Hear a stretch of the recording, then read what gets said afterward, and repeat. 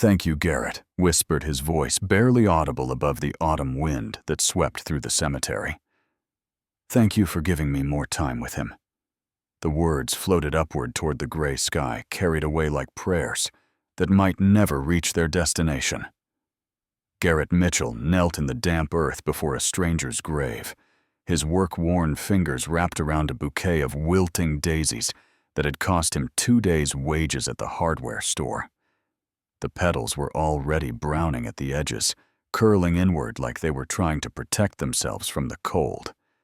But Garrett had chosen them anyway, because daisies were cheerful, hopeful, and the man buried beneath this stone deserved something hopeful. His shoulders trembled, though, whether from the chill or from the weight of emotion pressing down on his chest. He couldn't say.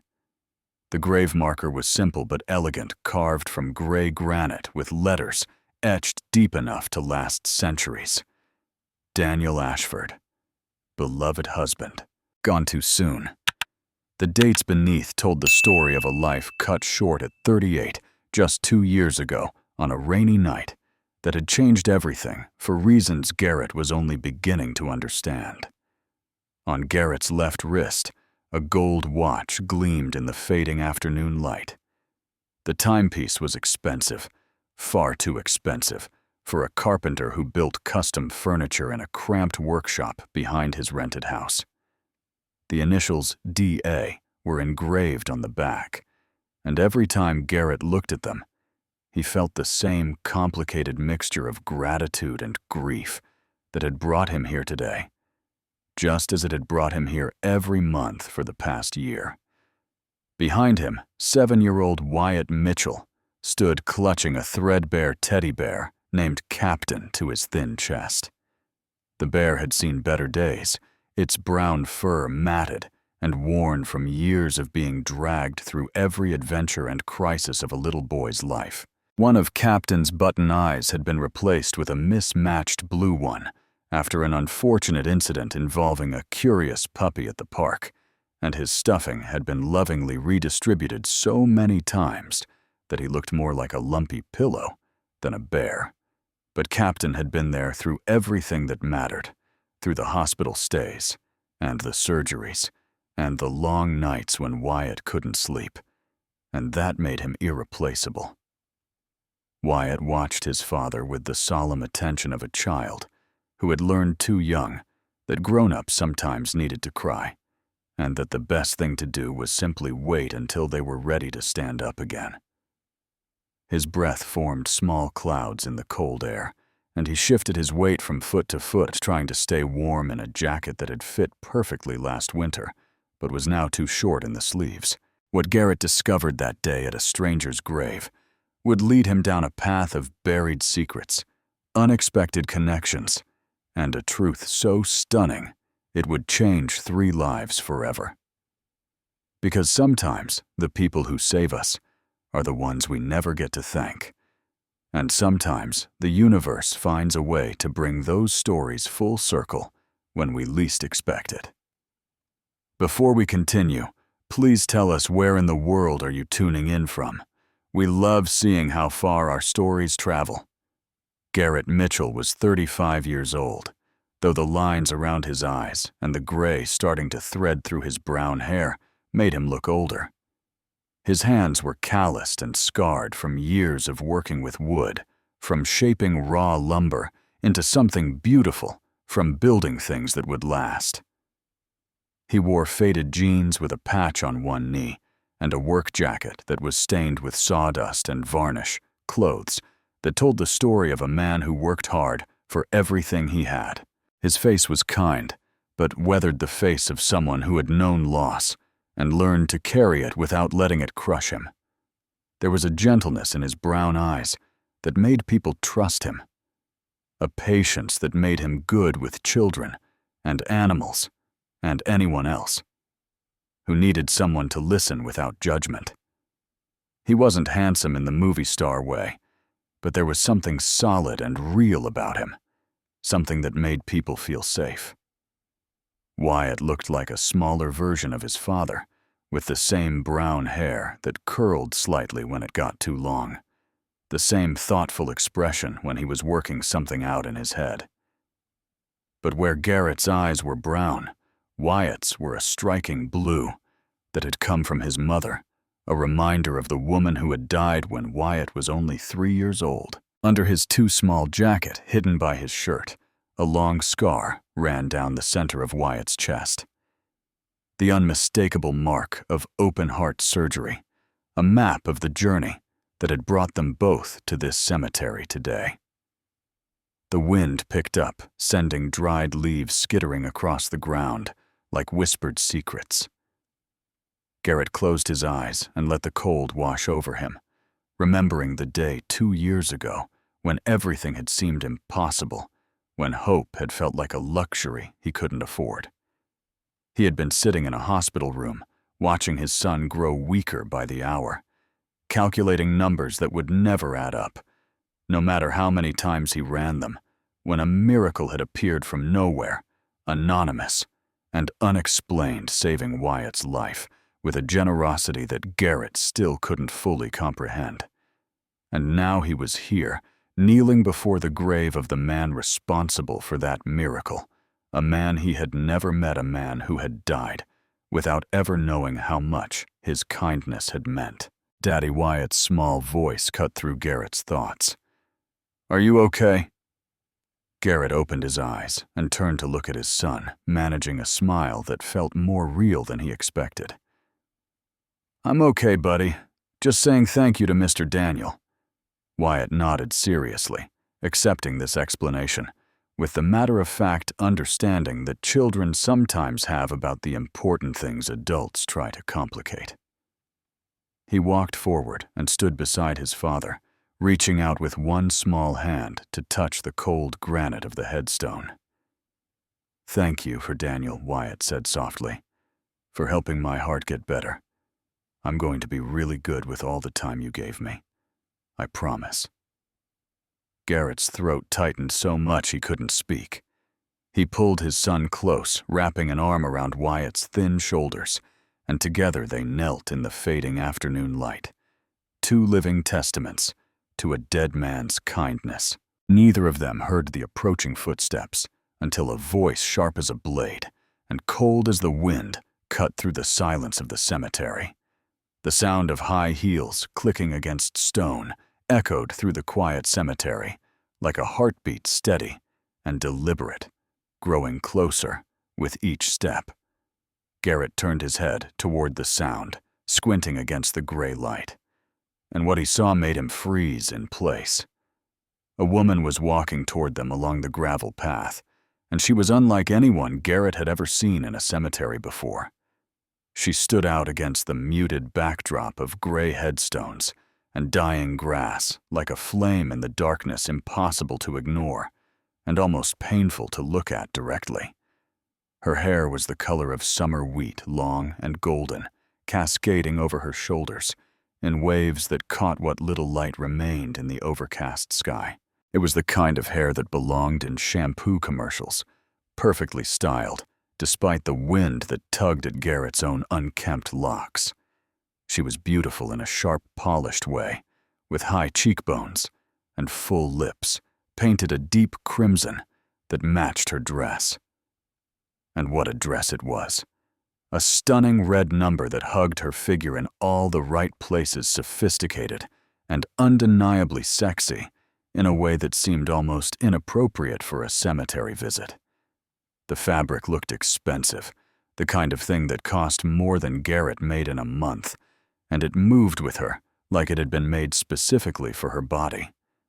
A simple strand of pearls rested against her collarbone, catching the light with each step, and her heels were the distinctive red soles that even Garrett recognized as the mark of serious wealth. She carried herself like someone who was used to being in charge, her posture perfect, her stride confident despite the soft ground that must have been hell on those expensive shoes. Everything about her screamed money and power, and a life so different from Garrett's that they might as well have been from different planets. But it was her eyes that stopped Garrett cold. They were a pale blue, almost gray, and they held an expression that he recognized all too well.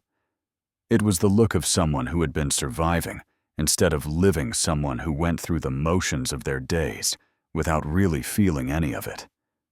Beneath the perfect makeup and the designer clothes, this woman was haunted. She had clearly come straight from some event, a charity gala, or corporate function, the kind of thing where people wore dresses like that and pretended to care about causes while networking over champagne. Her presence here, in this quiet corner of a cemetery, on a gray October afternoon, seemed jarring, almost surreal, like finding a diamond ring in a pile of ordinary stones. Garrett started to rise, suddenly conscious of his muddy jeans and sawdust-stained jacket, of the cheap flowers wilting in his hand. But before he could get to his feet, the woman's gaze locked onto something that made her entire body go rigid, the watch on his wrist. Her eyes narrowed her perfectly arched brows, drawing together as she took in the gold timepiece, the distinctive design, the initials that gleamed in the fading light. Her expression shifted from surprise to confusion to something much darker, something that looked like fury mixed with a desperation Garrett didn't understand. She stopped 3 feet away from them, close enough that Garrett could smell her perfume, something floral and expensive that seemed completely at odds with the earthy smell of the cemetery. Her hands had curled into fists at her sides, the knuckles white beneath her flawless manicure. When she spoke, her voice was low and controlled, but Garrett could hear the razor edge beneath the careful words, the threat that lurked just below the surface. "That's my husband's grave," she said, each syllable precise and deliberate. "Who are you?" Garrett's head jerked up fully, his heart hammering against his ribs. He looked at the woman, really looked at her, and saw the way her jaw was clenched, the way her chest rose and fell with carefully controlled breaths, the way her eyes kept darting between his face and the watch on his wrist, like she couldn't decide which offended her more. Behind him, he felt Wyatt press closer, the boy's small hand finding his and gripping tight. Captain the teddy bear hung forgotten at Wyatt's side, one worn paw brushing against the muddy ground. "I asked you a question." The woman's voice dropped lower, more dangerous. She took another step forward, her heels sinking slightly into the soft earth, though she didn't seem to notice or care. Her eyes, those pale and piercing eyes, fixed on Garrett's face with an intensity that made him want to look away. "That watch on your wrist belongs to my husband. It was a family heirloom passed down through 3 generations.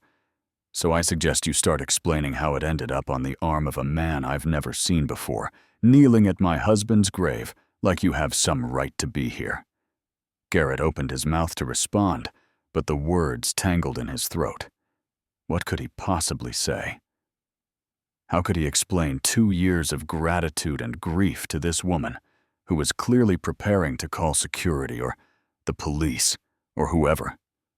People like her called when they encountered people like him in places they didn't belong.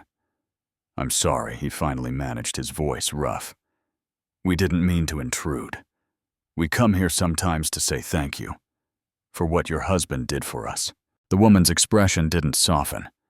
If anything, it hardened further, her lips pressing into a thin line that made her look older, more tired, more real than she had a moment ago. "Thank you," she repeated, and the way she said it made clear just how absurd she found the phrase. "My husband died in a car accident 2 years ago. He was alone, on a rainy night, driving back from a business trip. He went off the road on Route 17, and his car ended up at the bottom of a ravine." Each sentence landed like a blow heavy with grief and accusation. "So tell me, Mr. Whoever you are, exactly what you think you owe him thanks for. And while you're at it, explain why you're wearing a watch that should be in a safe deposit box right now." The watch suddenly felt impossibly heavy on Garrett's wrist, like it was made of lead instead of gold. He looked down at it, at the initials that matched the name on the grave, and felt his chest constrict with the weight of a story he didn't know how to tell. The tension in the cemetery was thick enough to cut hanging in the air between them, like something physical, something alive. Victoria Ashford stood with her arms crossed over her chest, a barrier of expensive red fabric and cold certainty that seemed designed to keep the world at a distance. Her eyes never left Garrett's face, cataloging every twitch, every nervous swallow, every sign that he might be exactly what she suspected him to be. Behind Garrett, Wyatt had retreated several steps, pressing himself against his father's legs like he was trying to disappear. The boy's wide blue eyes darted between Garrett and the stranger, sensing the danger that crackled in the air like static before a storm. His grip on Captain had tightened until his small knuckles were white, and his lower lip trembled with the effort of staying quiet. Garrett felt his son's fear like a physical weight on his shoulders, and it gave him the courage to speak when his own voice wanted to fail him. He pushed himself upright, mud clinging to his knees, and faced the woman who was looking at him like he was something unpleasant she'd found on the bottom of her shoe. "My name is Garrett. Garrett Mitchell. This is my son, Wyatt."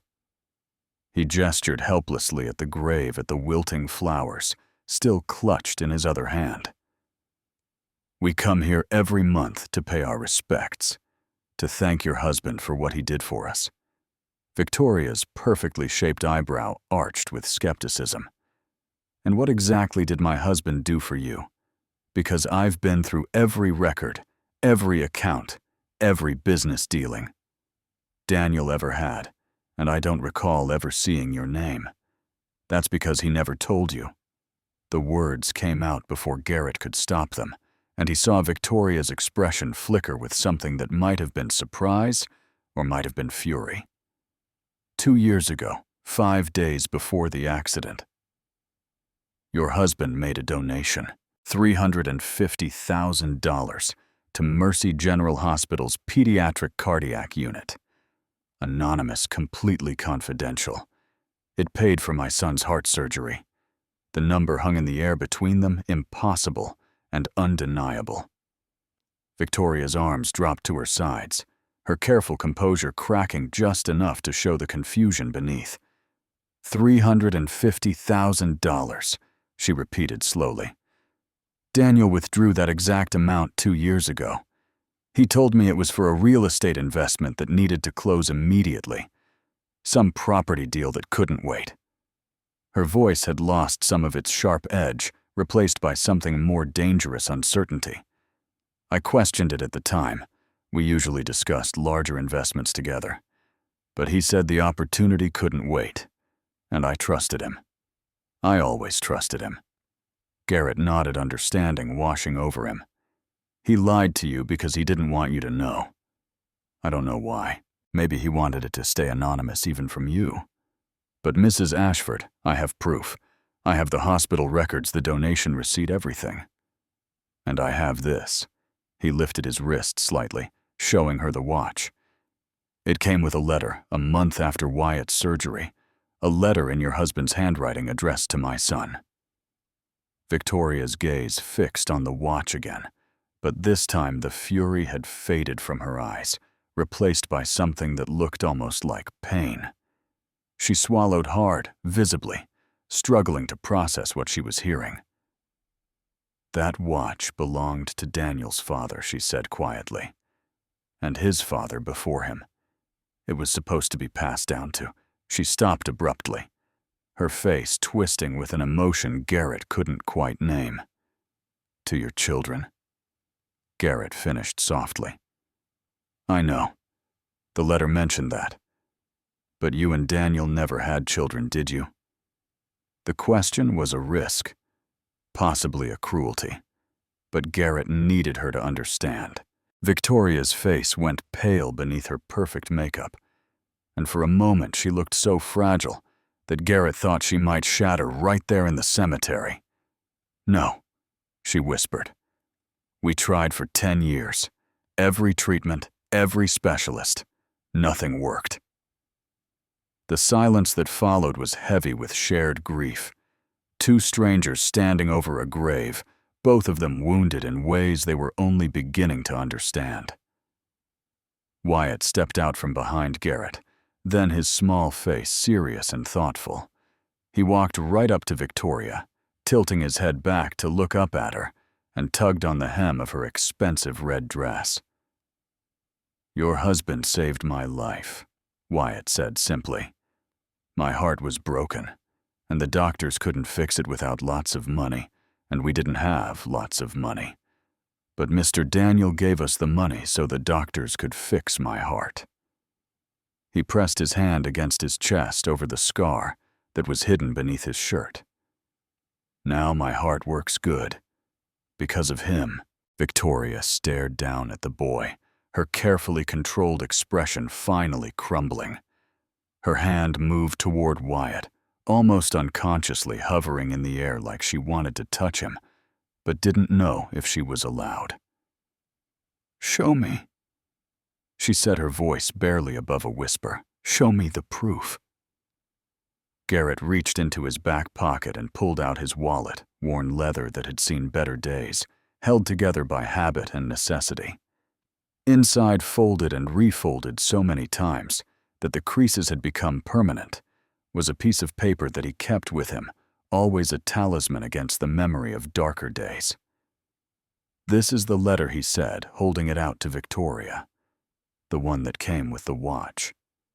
Victoria's hand trembled as she took it from him, her red-painted nails stark against the yellowed paper. She unfolded it carefully, almost reverently, and Garrett saw the moment she recognized the handwriting, the bold, slanted script that must have been as familiar to her as her own. Her breath caught in her throat, a small sound that seemed too vulnerable to come from the powerful woman who had confronted him moments ago. She read the words once, then again, her lips moving silently, her eyes growing brighter with each line. The letter was addressed to Wyatt, written in the voice of a man who had wanted to give hope to a child he had never met. It spoke of the watch, of its history, of the importance of treasuring every second of the time we are given. It ended with words that had become Garrett's own personal motto in the 2 years since he had first read them. "Live well, be kind. Make every second count." "This is Daniel's writing," Victoria said finally, her voice thick with unshed tears. "I'd know it anywhere. On birthday cards, on notes left on the kitchen counter, on the will that divided everything so carefully after he died." She looked up at Garrett, and all the suspicion, all the anger had drained from her face, leaving only raw, wounded confusion. "Why didn't he tell me? We were married for 12 years. Why would he keep this a secret?" Garrett shook his head slowly. "I've been wondering that myself since we found out who he was. But Mrs. Ashford, I don't think it matters why he kept it secret. What matters is what he did. He saved my son's life. He gave us a future that we never would have had without him." Victoria was quiet for a long moment, still holding the letter, still staring at Daniel's handwriting, like she was trying to read something between the lines that would explain everything. Then her gaze dropped to Wyatt, who was watching her with those big blue eyes, waiting patiently for the grown-ups to finish their complicated grown-up conversation. "Come here, sweetheart," Victoria said softly, crouching down so that she was at eye level with the boy. The movement was awkward in her tight dress, and she wobbled slightly on her heels in the soft ground, and she didn't seem to care. Wyatt glanced up at his father, who nodded encouragingly, and then stepped forward. "Can I see Victoria?" asked gently, gesturing toward Wyatt's chest. "Can I see where the doctors fixed your heart?" Wyatt considered this for a moment, then handed Captain to his father and lifted the hem of his shirt, revealing the long scar that ran down the center of his small chest, a pale line against his skin that told the story of everything he had survived. Victoria's breath caught again sharper this time, and Garrett saw tears finally spill over, tracking down her cheeks and leaving trails in her makeup. She reached out with one shaking hand and let her fingers hover just above the scar, not quite touching like it was something sacred. "My husband did this," she whispered, not a question, but a realization. "Daniel saved you, he did." Wyatt confirmed with the simple certainty of a child.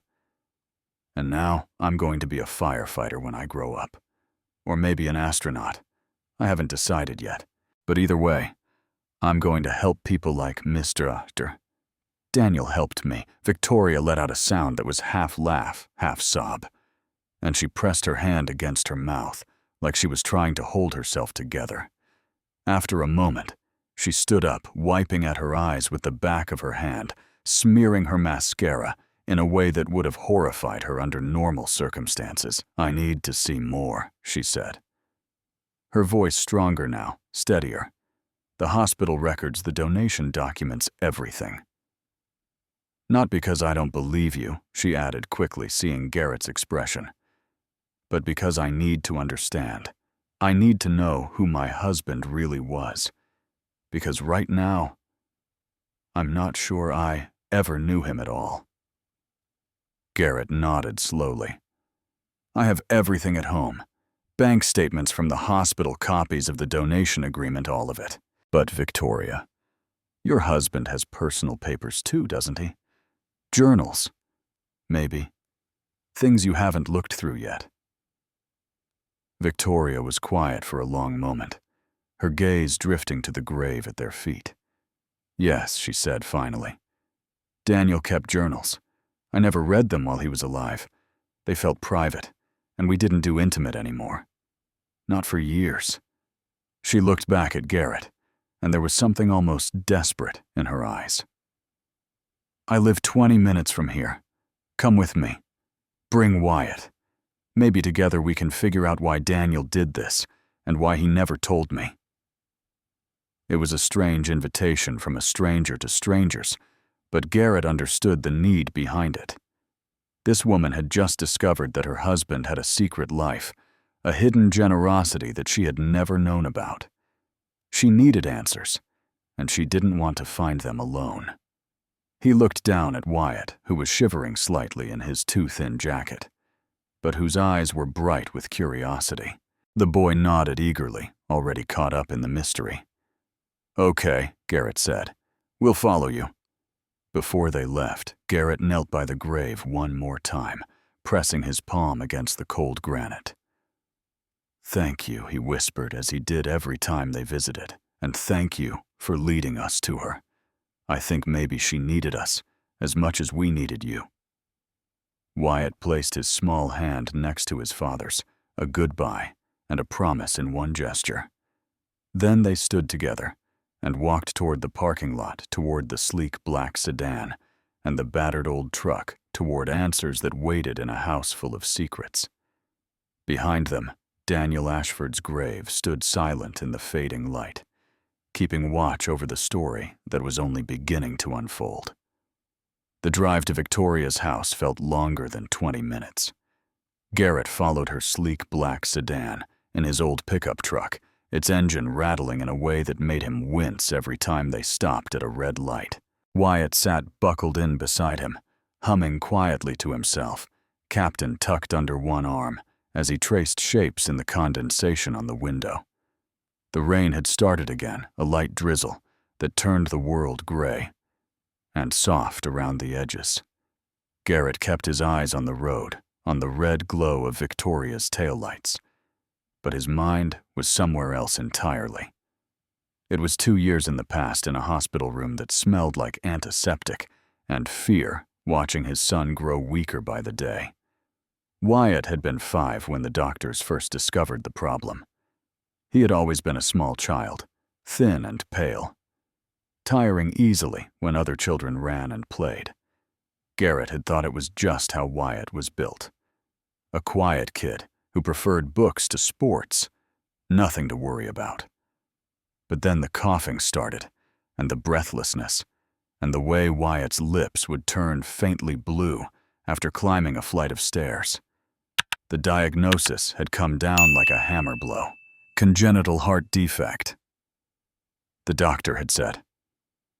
His face carefully neutral in the way that doctors learn when they have to deliver bad news. The kind of thing that sometimes doesn't show symptoms until it becomes critical. And for Wyatt, it had become very critical indeed. His heart is failing, the cardiologist had explained, pointing to images on a screen that Garrett couldn't really understand, showing chambers and valves and blood flow in colors that meant nothing to him. He needs surgery, Mr. Mitchell. Soon. Without it, his heart simply won't be able to keep up with his body's demands. Garrett remembered nodding numb with shock, already doing the math in his head. How soon, he had asked. And how much will it cost? The number had been impossible. $350,000 for the surgery itself, not counting the follow-up care, the medications, the monitoring that Wyatt would need for months afterward.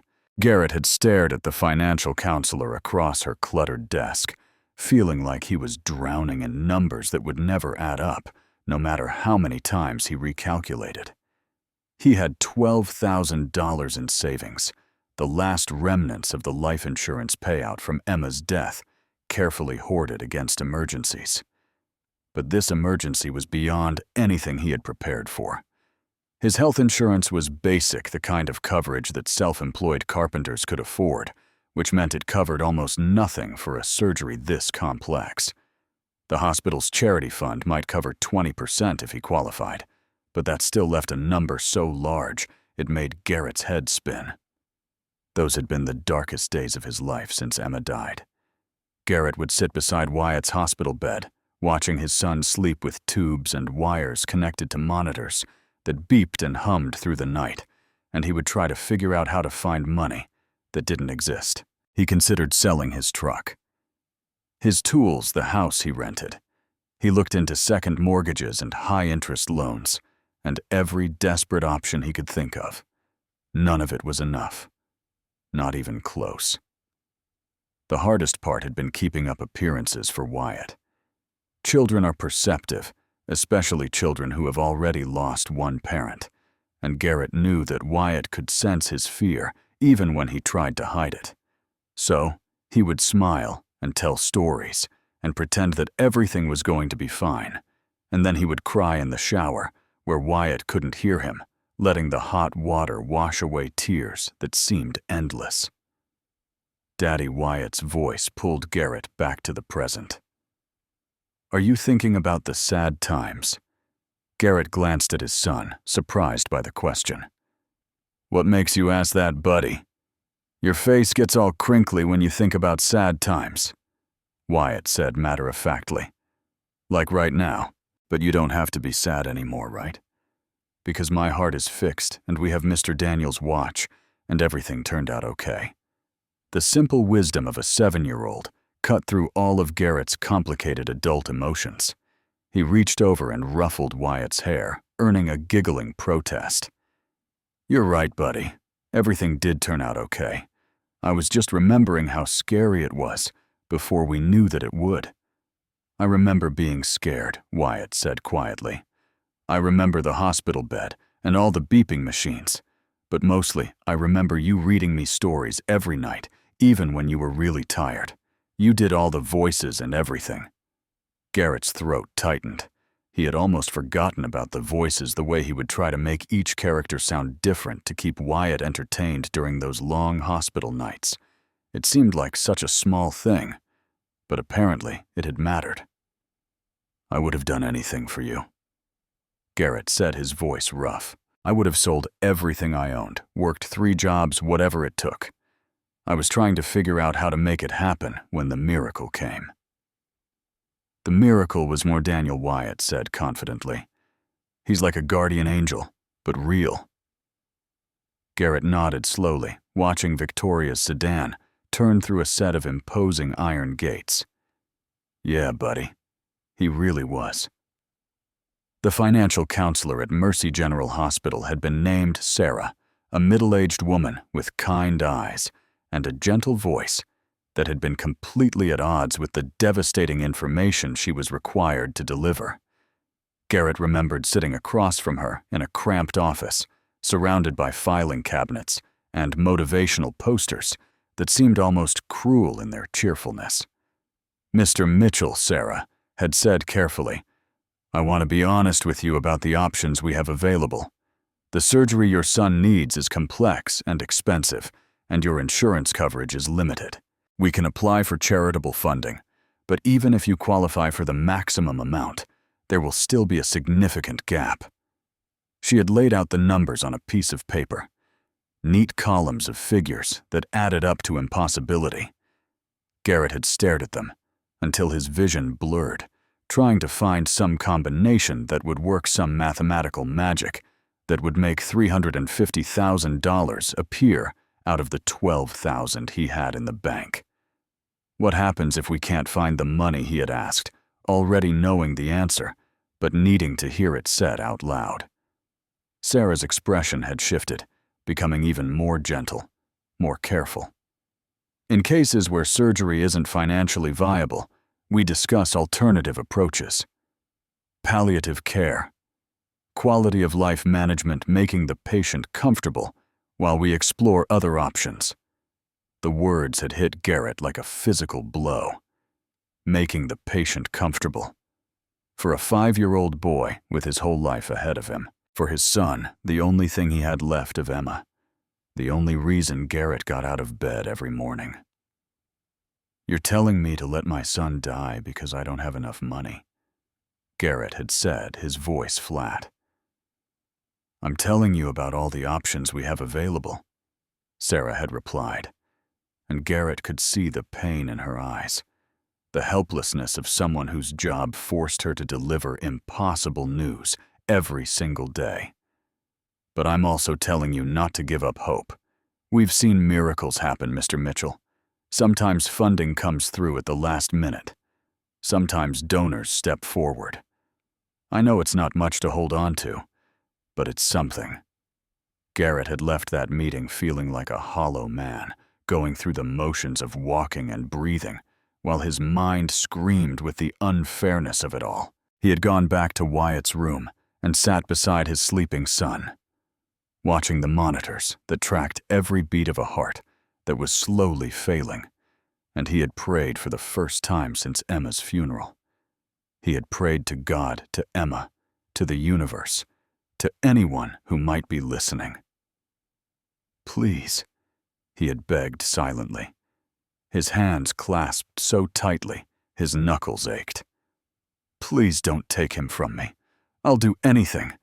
Just please, please help me save my son." 3 days later, Sarah had called him back into her office. Garrett had expected more bad news, more impossible choices, more reasons to despair. Instead, he had found her smiling. Actually, smiling, looking at him with an expression of wonder that he didn't understand. "Mr. Mitchell," she had said, her voice shaking slightly, "something extraordinary has happened. A donor has come forward through our charitable foundation. Anonymous, completely confidential. They've agreed to cover the full cost of Wyatt's surgery and 6 months of follow-up care." Garrett had stared at her, sure he had misheard. The full cost. All $350,000, every penny. One person, one check.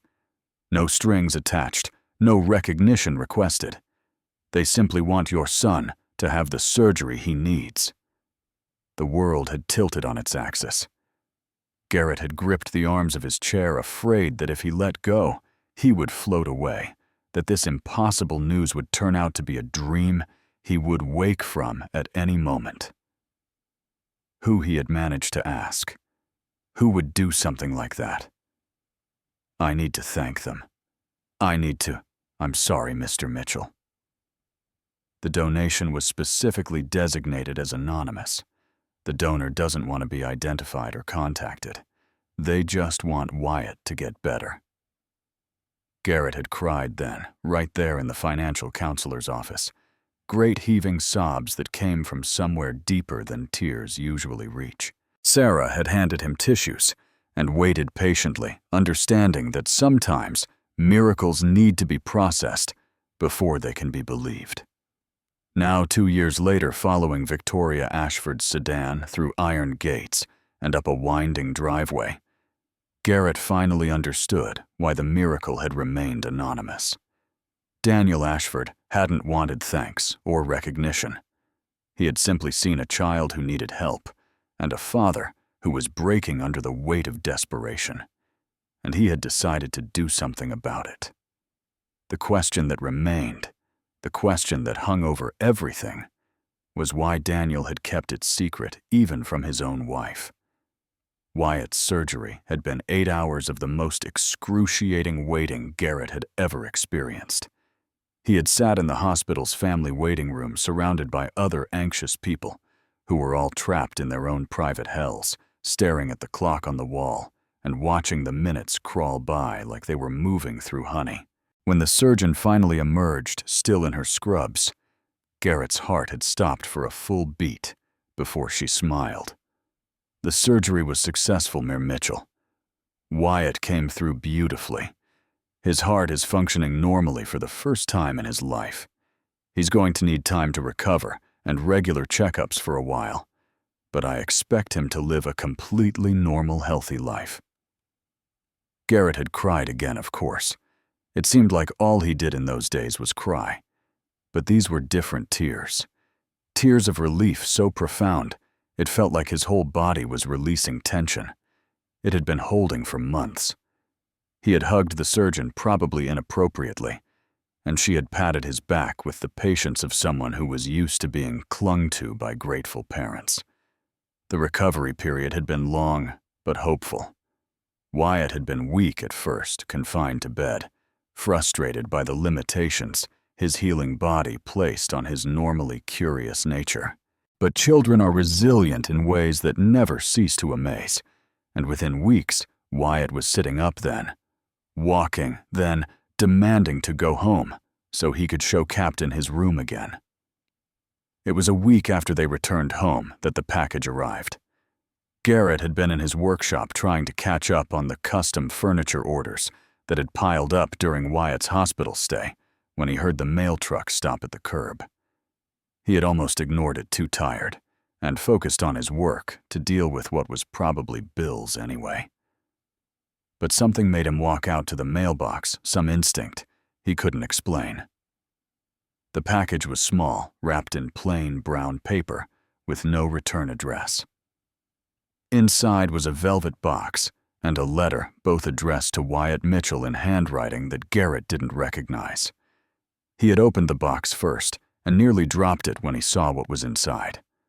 A gold watch, elegant and clearly expensive, with a leather band that was worn soft from years of use. On the back were engraved 2 initials. The letter explained everything and nothing.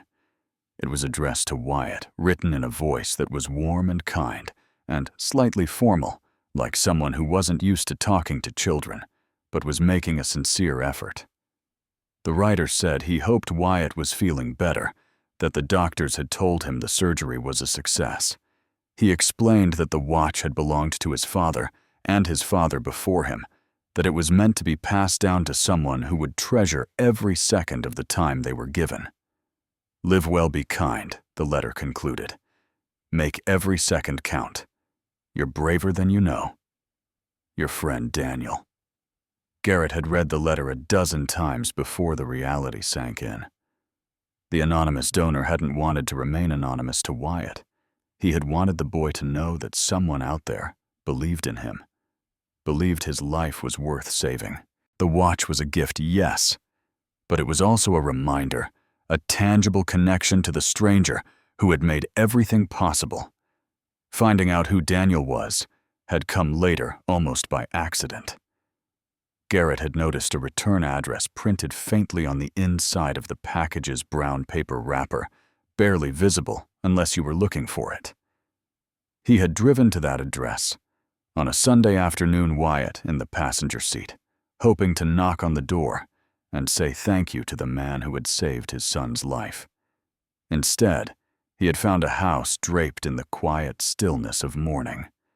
A neighbor walking her dog past the driveway had told him what happened. Mr. Ashford, oh, that was such a tragedy. Car accident about a month ago now. His wife still lives there, but she's hardly ever home. Such a shame. He was a good man from what I could tell.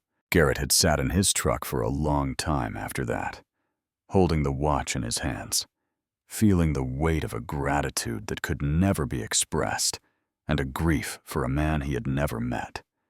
Now pulling up to that same house behind Victoria's sedan, Garrett understood that the story wasn't over. It was just beginning a new chapter.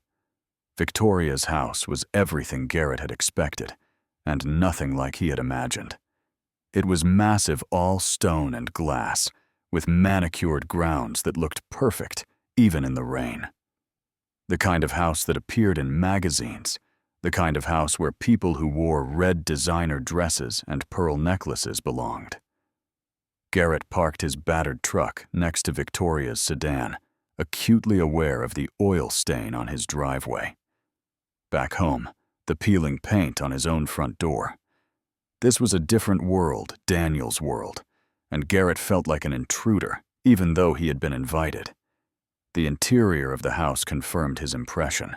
Everything was beautiful and cold, like walking into a museum rather than a home. There were fresh flowers in crystal vases, abstract art on the walls, furniture that looked like it had never been sat on. Every surface was spotless, every pillow perfectly positioned, every detail carefully curated to project an image of wealth and taste. But there was no life here. No clutter, no mess, no evidence that real people laughed and cried and argued within these walls. The refrigerator in the massive kitchen had no photos stuck to it, with magnets, no children's drawings, no takeout menus or appointment reminders.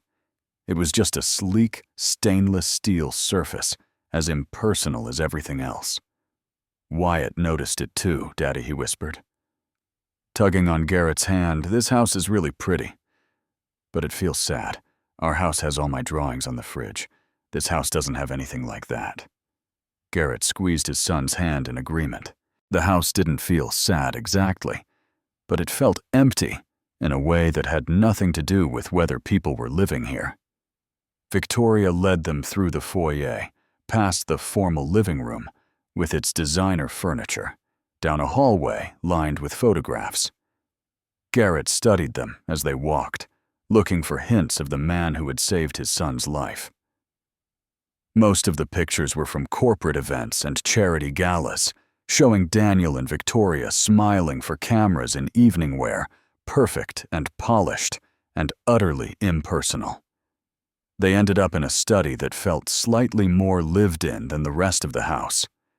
Dark wood panels lined the walls and bookshelves stretched from floor to ceiling, filled with volumes that actually looked like they had been read. A massive desk dominated one corner, its surface holding only a sleek computer and a small bronze sculpture. Victoria moved to a cabinet against the far wall and unlocked it with a key from her clutch purse. Inside were stacks of leather-bound journals, file folders, and papers that hadn't been touched in years. Daniel's personal journals, she said quietly, pulling them out with careful reverence. I never read them while he was alive. They felt private, and we didn't do intimate anymore. Our marriage had become something else, something professional and efficient. We were more like business partners than husband and wife. She carried the journals to the desk and began sorting through them, checking dates embossed in gold on the spines. 2 years ago, she murmured mostly to herself, "That's what we need. Here." She opened the journal to a marked page and began to read silently, her face going through a series of expressions that Garrett couldn't quite interpret.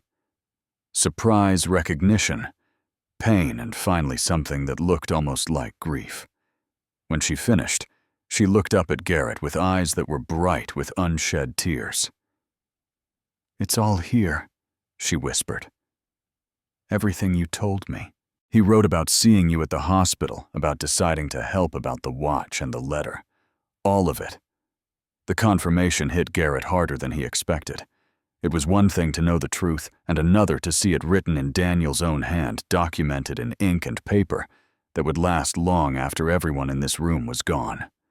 And then, Victoria's composure shattered completely. She sat down heavily in the desk chair, the leather creaking beneath her weight, and put her face in her hands. Her shoulders shook with sobs that she couldn't control the raw grief of someone who had been holding themselves together for far too long. Garrett stood frozen, unsure what to do. He barely knew this woman had met her less than an hour ago, under circumstances that could generously be described as hostile. What right did he have to comfort her? What could he possibly say that would make any of this better? But Wyatt had no such hesitation. The boy walked right up to Victoria, his small face serious and determined. He reached out and tugged on her sleeve, waiting until she lowered her hands and looked at him with red-rimmed eyes. "Here," Wyatt said, holding out Captain. "You can hold Captain if you're sad. He makes me feel better when I miss people. He's really good at it." The gesture was so simple, so pure, that it cut through all the complicated adult emotions swirling in the room.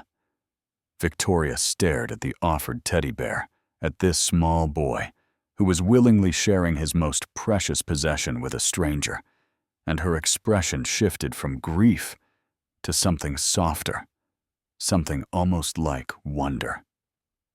She reached out and took Captain with trembling hands, pulling the worn bear against her chest like a lifeline.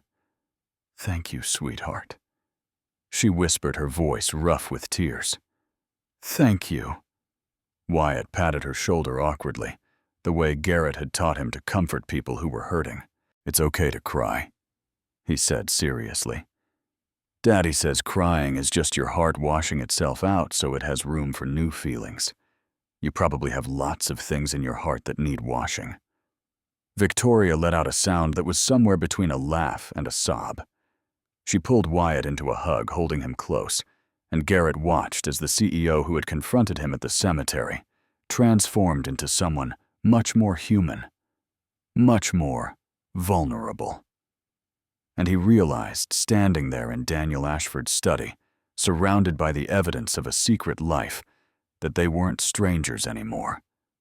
They were all connected now, bound together by a gift that had been given without expectation of return, by a kindness that was continuing to ripple outward long after the man who had started it was gone.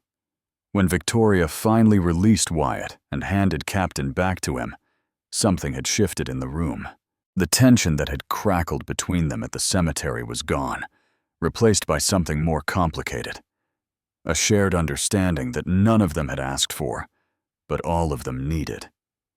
Victoria stood up slowly, wiping at her eyes with the back of her hand. Her mascara had smeared, leaving dark tracks down her cheeks that would have horrified the polished CEO she had been an hour ago. But she didn't seem to care about that now. She was looking at Garrett with an expression that was equal parts exhaustion and determination. "I need to read more of these journals," she said quietly. "All of them. I need to understand who Daniel really was, because right now I'm not sure I ever knew him at all." She paused, taking a shaky breath. "But I don't want to do it alone. Will you stay? Both of you. I know it's getting late, and this is probably the strangest invitation you've ever received, but I think we need to figure this out together." Garrett looked at Wyatt, who was watching Victoria with the same solemn attention he had given her at the cemetery. The boy nodded slightly, sensing that this was important, that the sad woman needed them in a way that was hard to explain. "We'll stay," Garrett said. "For as long as you need." Victoria's smile was small, but genuine, the first real smile Garrett had seen on her face since they met. "Thank you. I'll have some food brought in, and there's a guest room if Wyatt gets tired. But first, she gestured to the stacks of journals on the desk. I need to find out why Daniel kept this secret from me. Of all people I should have known. We were married for 12 years. Why would he hide something so beautiful? They picked up the journal she had been reading and found a new page scanning Daniel's handwriting with an intensity that made Garrett's chest ache. Whatever she was looking for, it was clearly something that went deeper than the facts of his donation. Here, Victoria said suddenly, her voice dropping to barely above a whisper. Listen to this. This is what Daniel wrote about why he didn't tell me. She read aloud, her voice trembling, but clear. Daniel's words painted a picture of a man who had found meaning in a stranger's child that he couldn't find in his own marriage. He wrote about the distance between him and Victoria, about the way they had stopped really talking after years of failed fertility treatments, about his fear that telling her about Wyatt would force him to admit how broken everything had become. Saving Wyatt felt easier than saving us. Victoria read, with him, I could write a check and know I'd made a difference.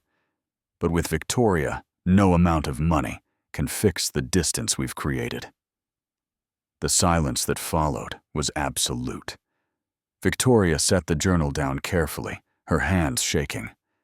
She stared at the wall for a long moment, processing words that confirmed what she had known, but hadn't wanted to admit. Our marriage was already over, she said finally, her voice hollow. We just didn't have the courage to say it out loud. Daniel found meaning in you because he couldn't find it at home. She looked at Garrett, and there was no accusation in her eyes, only sadness. I don't blame you for that, or him. I blame us both for being too proud and too stubborn to admit we had failed. Garrett didn't know what to say. This was beyond anything he had expected, beyond comfort or platitudes. He watched Victoria move to the window, her silhouette stark against the gray evening light, rain running down the glass like tears. There's more, Victoria said, after a moment, her voice steadier now. Daniel wrote an entry the night before he died. I've been afraid to read it, but I think I need to now. She returned to the desk and opened the journal to its final pages. Garrett watched her face as she read, seeing the emotions play across her features like clouds moving across the sky. Surprise, pain, hope, and finally, something that looked almost like peace. He was planning to tell me, Victoria whispered, about you and Wyatt, about the donation, about everything. He wanted to start a foundation to help other children like Wyatt, and he was going to ask me to do it with him. He was going to try to fix us by finding something we could believe in together. She closed the journal gently, pressing her palm against the cover. But he never got the chance. The accident happened the next day.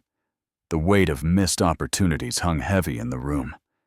Garrett thought about all the conversations that never happened, all the words left unsaid, all the ways that life could change in an instant and leave you holding pieces of a puzzle you'd never get to complete. Maybe we can finish what he started, Garrett said quietly. The foundation, I mean, using his money to help other children like Wyatt, families like ours. It's what he wanted. Maybe it's not too late to make it happen. Victoria looked at him with something shifting in her expression, a spark of something that hadn't been there before. You would help me with that after everything. After the way I treated you at the cemetery, you were protecting your husband's memory, Garrett said simply. I understand that. And besides, Daniel's gift wasn't just for Wyatt. It was for me, too. He gave me back my son and my hope. Maybe the best way to honor that is to give other families the same chance. Wyatt tugged on Garrett's sleeve, his face bright with sudden excitement. Does that mean we're going to help other kids like me? Kids whose hearts need fixing? Victoria looked at the boy, at his earnest expression, and his worn teddy bear, and something in her face softened completely. "Yes, sweetheart," she said, kneeling down to his level. "That's exactly what we're going to do. We're going to make sure other children get the same miracle you got." "Cool," Wyatt said with satisfaction. "Mr. Daniel would like that. He was a really good person, yes." Victoria agreed, her voice thick with emotion. He really was. The evening stretched into night as the three of them sat together in Daniel's study, surrounded by journals and documents and the weight of revelations that kept coming. Victoria had food delivered from a restaurant whose name Garrett didn't recognize, but whose prices, based on the quality of the meal, he could easily imagine. Wyatt ate enthusiastically, declaring the pasta to be almost as good as the mac and cheese his dad made from the box, which earned a surprised laugh from Victoria that seemed to startle even her. After dinner, Wyatt's energy began to fade. The emotional intensity of the day combined with a full stomach, and the warmth of the study had him yawning and rubbing his eyes despite his best efforts to stay awake. Garrett was about to suggest they head home when Victoria offered the guest room again. "It's late, and you've both been through a lot today," she said. "There's no reason to drive back in the dark when there's plenty of room here. Please, stay."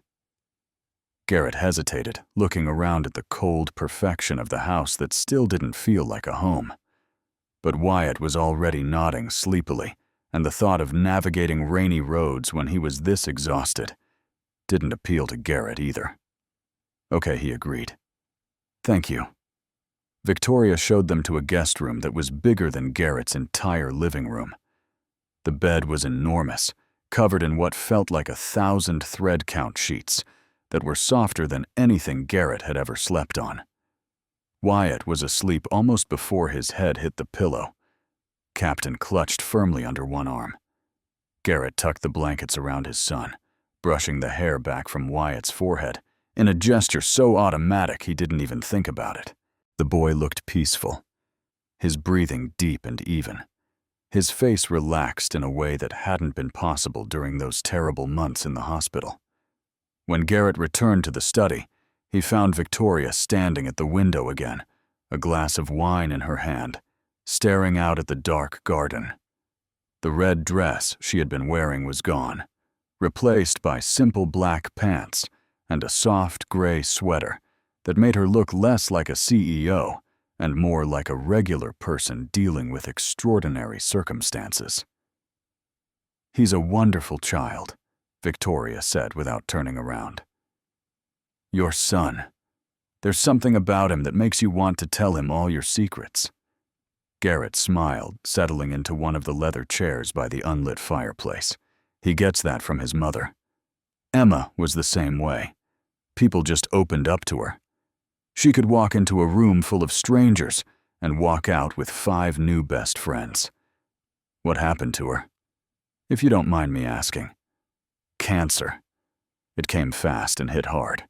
She was diagnosed when Wyatt was 2, and she was gone 6 months later.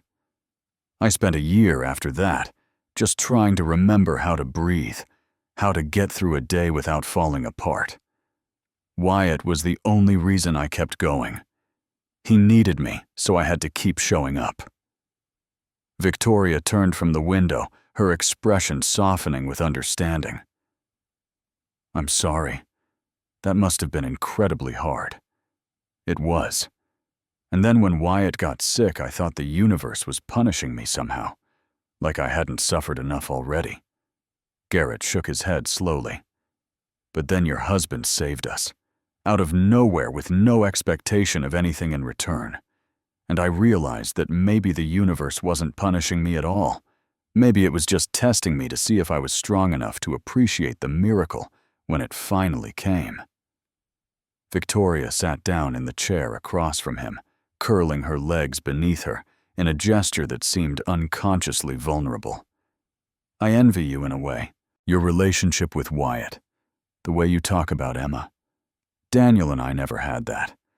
We tried for children for 10 years, went through every treatment available, spent hundreds of thousands of dollars trying to create the family we both wanted. But it never worked. She took a sip of her wine, her eyes distant. After a while, we just stopped trying. Stopped talking about it. Stopped talking about a lot of things. The failure of our fertility treatments became this unspoken wound that neither of us knew how to heal, so we just worked around it, pretended it didn't exist. Our marriage became efficient instead of loving. We were partners in a business called life, but we weren't really partners in anything that mattered. The confession hung in the air between them, raw and honest, in a way that made Garrett uncomfortable. He barely knew this woman had met her under the worst possible circumstances. And yet here she was opening up about the deepest failures of her marriage to a stranger in her dead husband's study. I think that's why Daniel kept the donation a secret, Victoria continued, her voice quiet. Not because he thought I wouldn't approve, but because telling me would have forced us both to confront what was really wrong. He found purpose in saving your son because he couldn't find purpose in our marriage anymore. And instead of talking about it, instead of trying to fix things, he just did something beautiful and kept it to himself. Maybe he was trying to work up to it, Garrett suggested. Gently, from what you read in the journal, it sounds like he was planning to tell you. He wanted to start the foundation with you, to make it something you could do together. Maybe. Victoria's smile was sad. But we'll never know now, will we? That's the thing about death.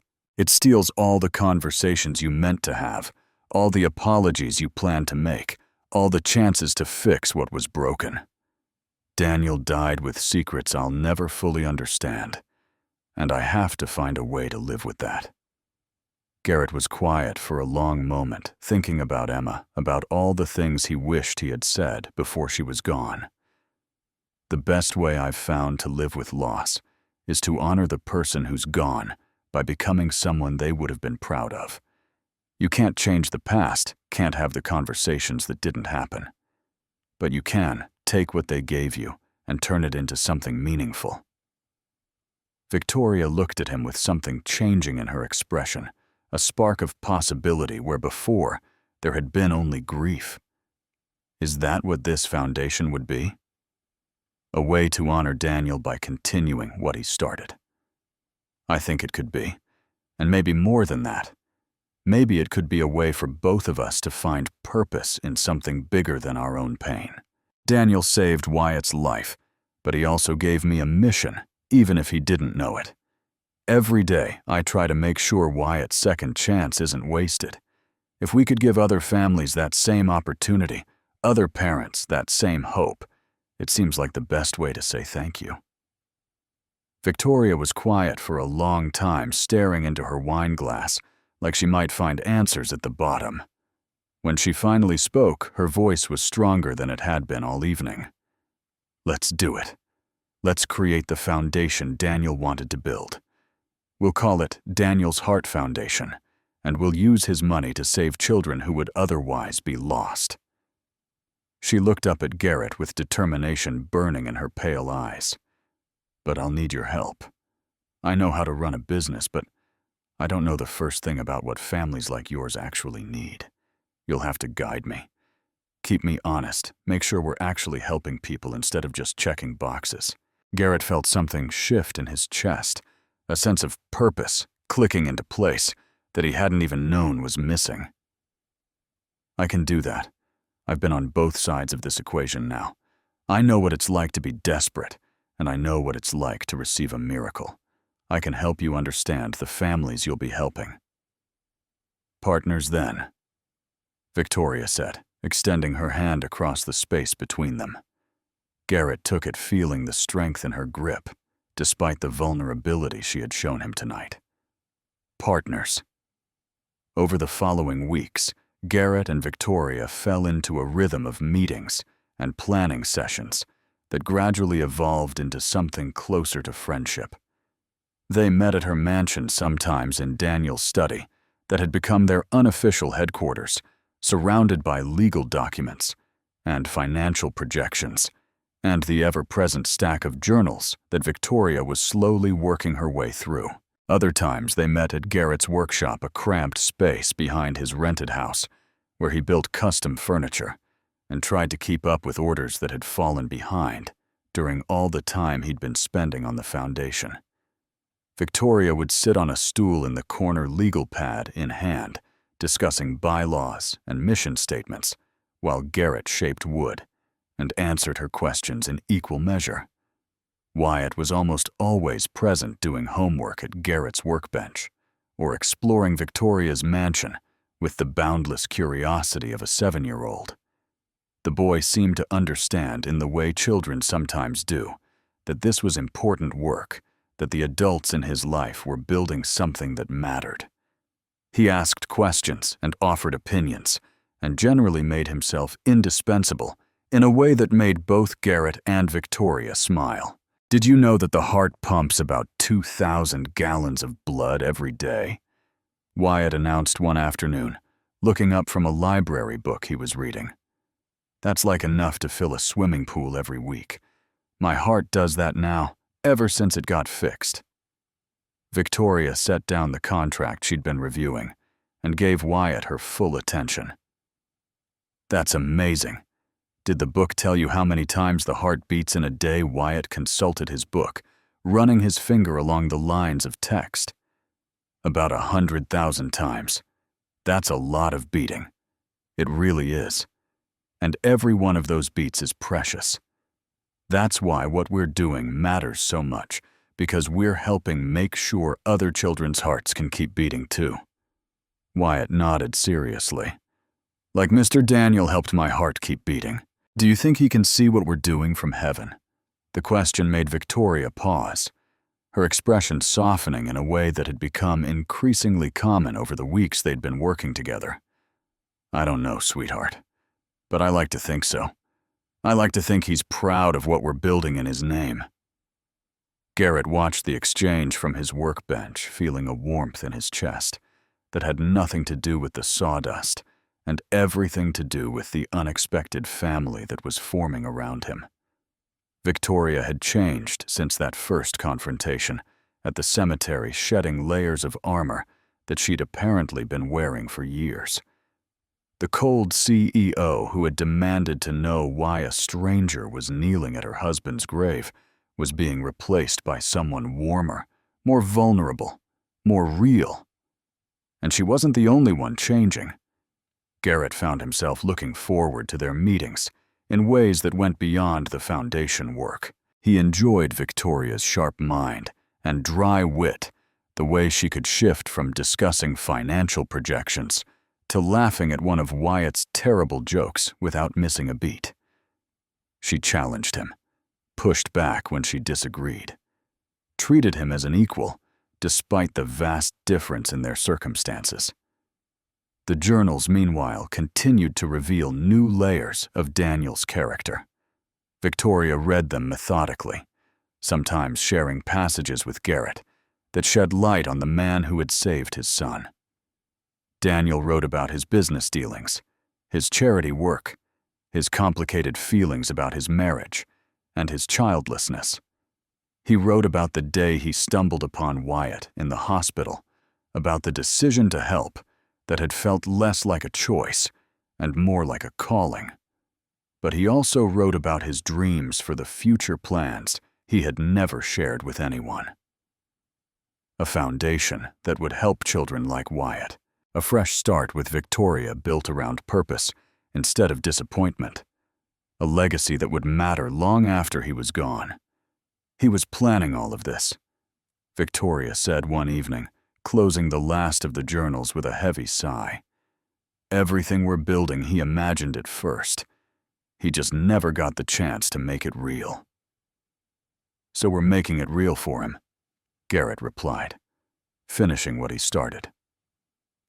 Victoria looked at him across Daniel's desk, her expression unreadable. Do you ever wonder why he chose Wyatt out of all the children who needed help, all the families who were desperate? Why your son specifically?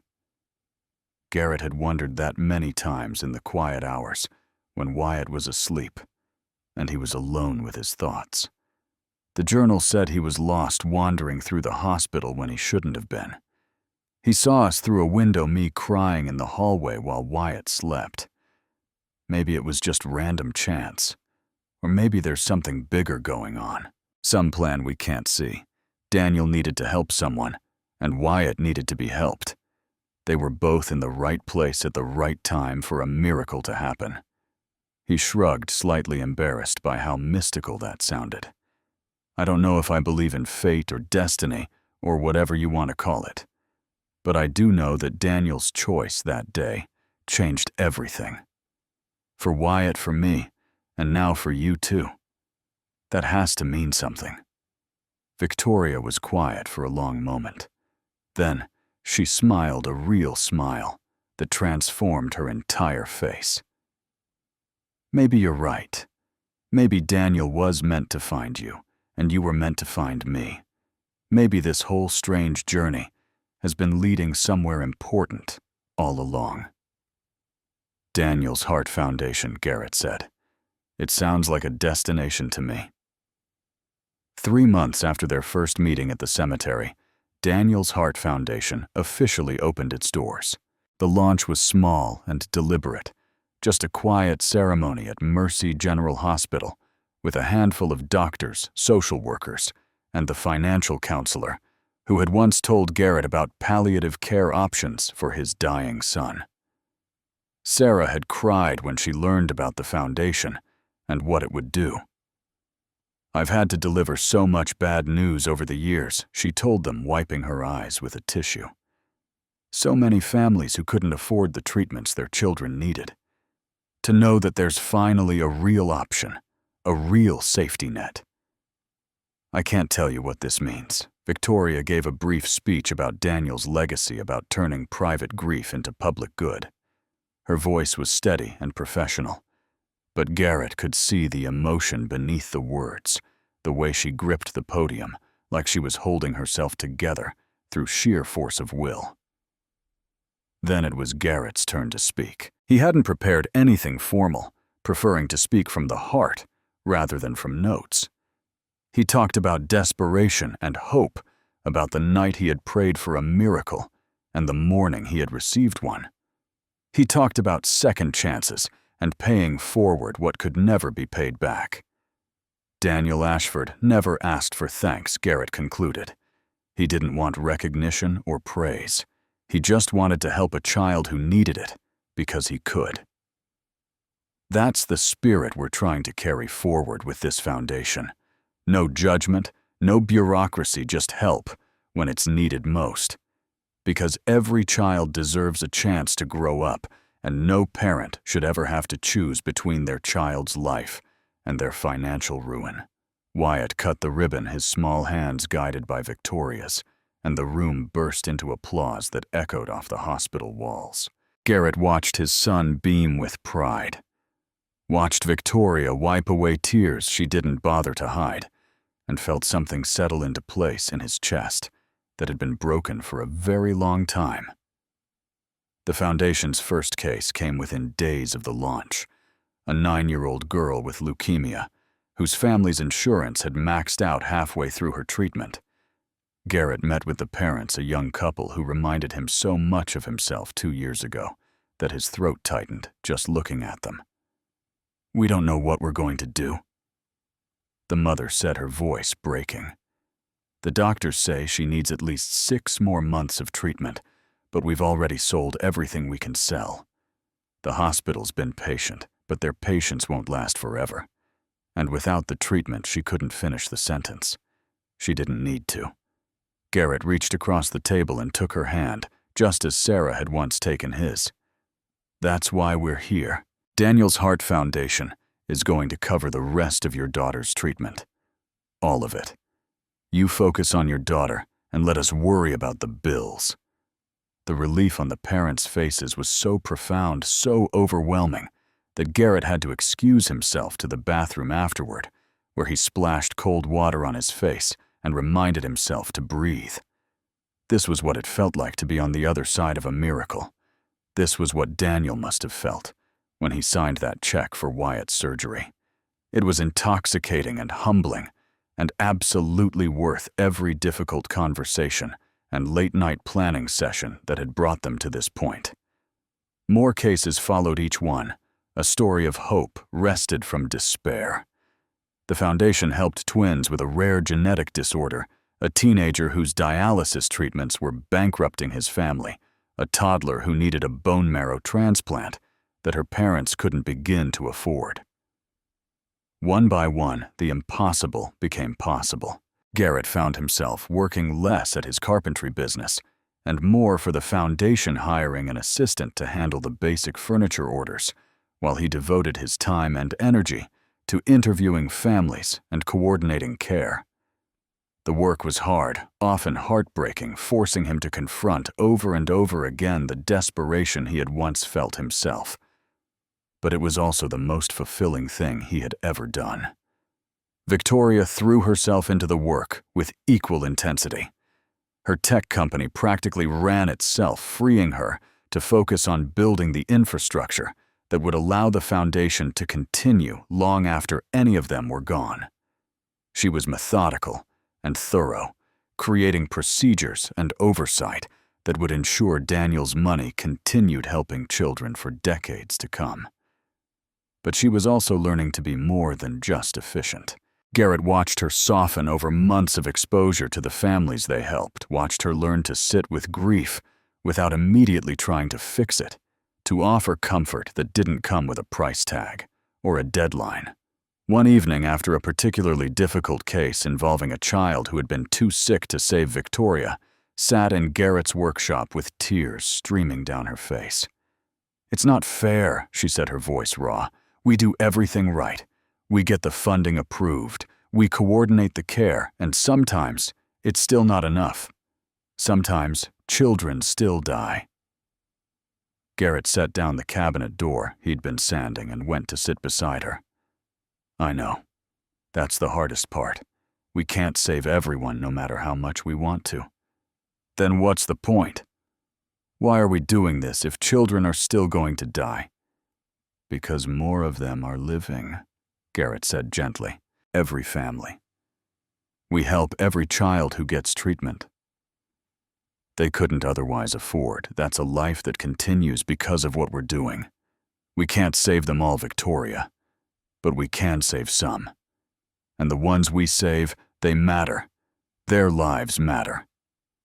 Victoria was quiet for a long moment, processing his words. Then she leaned against him, her head resting on his shoulder in a gesture that felt both surprising and completely natural. "Thank you," she whispered, "for reminding me why we started this." Garrett didn't move, afraid that any shift would break whatever fragile connection had formed between them. That's what partners are for. The relationship between Garrett and Victoria had been evolving slowly, almost without either of them noticing. What started as a partnership built on tragedy had become something deeper, something neither of them had expected or planned for. Victoria had become a fixture in Wyatt's life, not replacing his mother, but filling a different space entirely. She showed up to his school events, helped with homework, listened with genuine interest to his endless facts about dinosaurs and space exploration, and whatever topic had captured his attention that week. Wyatt, in turn, had adopted Victoria, with the easy acceptance of a child who understood that family wasn't just about blood. He called her Victoria, then Miss Victoria, and finally, in a moment that made her cry for 20 minutes straight, simply V. "V sounds like a superhero name," Wyatt had explained matter-of-factly.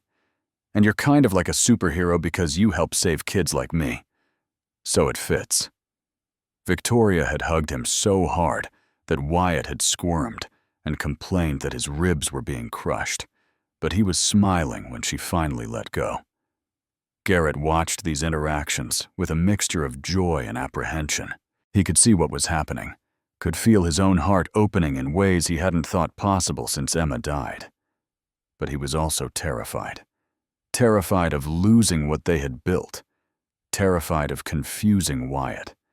terrified of taking a step that couldn't be untaken. It was Wyatt, with the uncomplicated wisdom of childhood, who finally pushed things forward.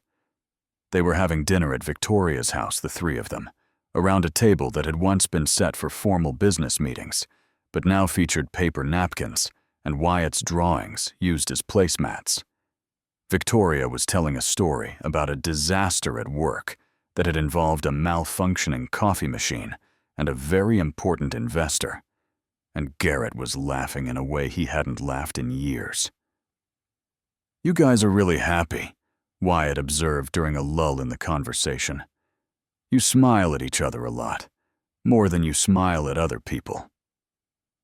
Garrett felt his face heat up, but before he could respond, Wyatt continued. "My friend Marcus at school, his dad got a girlfriend after his mom moved away. Marcus said it was weird at first, but then it was good because his dad was happy again, and happy parents are better than sad parents." He looked between Garrett and Victoria with an expression that was far too knowing for a 7-year-old. "Are you guys going to be like that? Because I think that would be okay." The silence that followed was charged with possibility. Garrett glanced at Victoria and found her already looking at him. Her cheeks flushed, her eyes uncertain, but hopeful. "Wyatt," Garrett started, not sure what he was going to say. "I'm just saying." Wyatt interrupted that V makes you happy, and you make V happy, and I like V a lot. So, if you wanted to be together, I would be okay with that. He paused, then added, "Also, V's house has a really big TV and a pool. That's just a fact." The tension broke as both adults burst out laughing. Victoria covered her face with her hands, her shoulders shaking, while Garrett pulled Wyatt into a hug that was part gratitude, part embarrassment, and entirely love. "You're something else, buddy," Garrett said, ruffling Wyatt's hair. "You know that." "I know." Wyatt agreed cheerfully.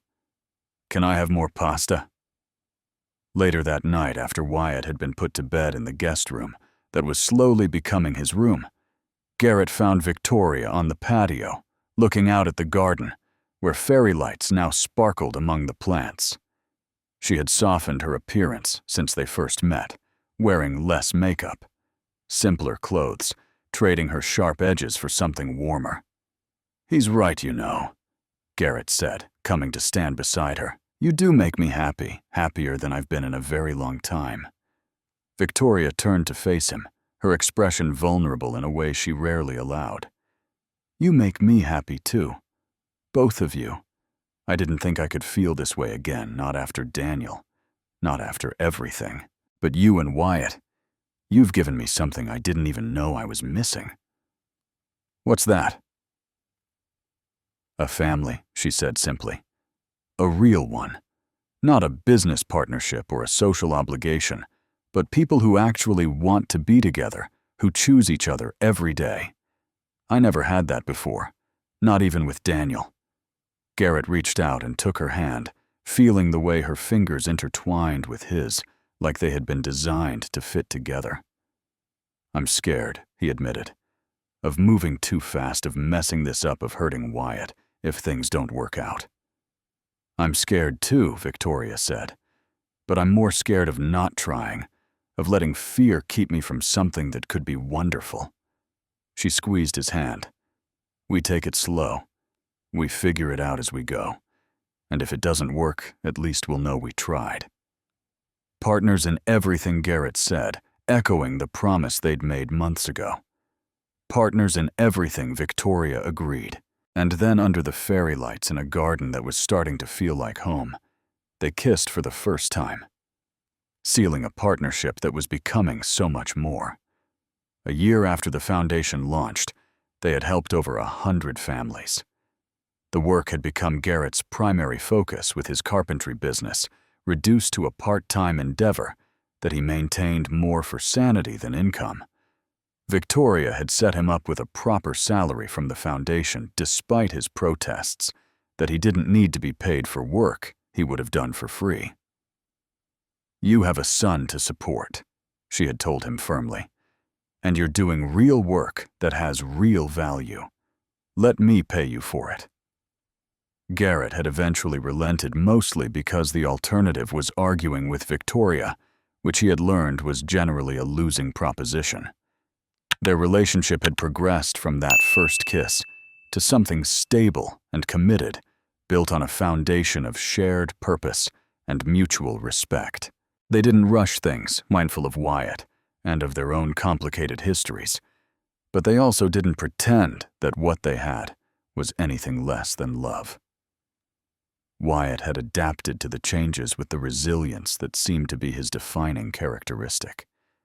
He loved Victoria without reservation, delighted in having someone else to show his drawings to and tell his jokes to and ask his endless questions. The three of them had settled into a rhythm that felt natural, easy right.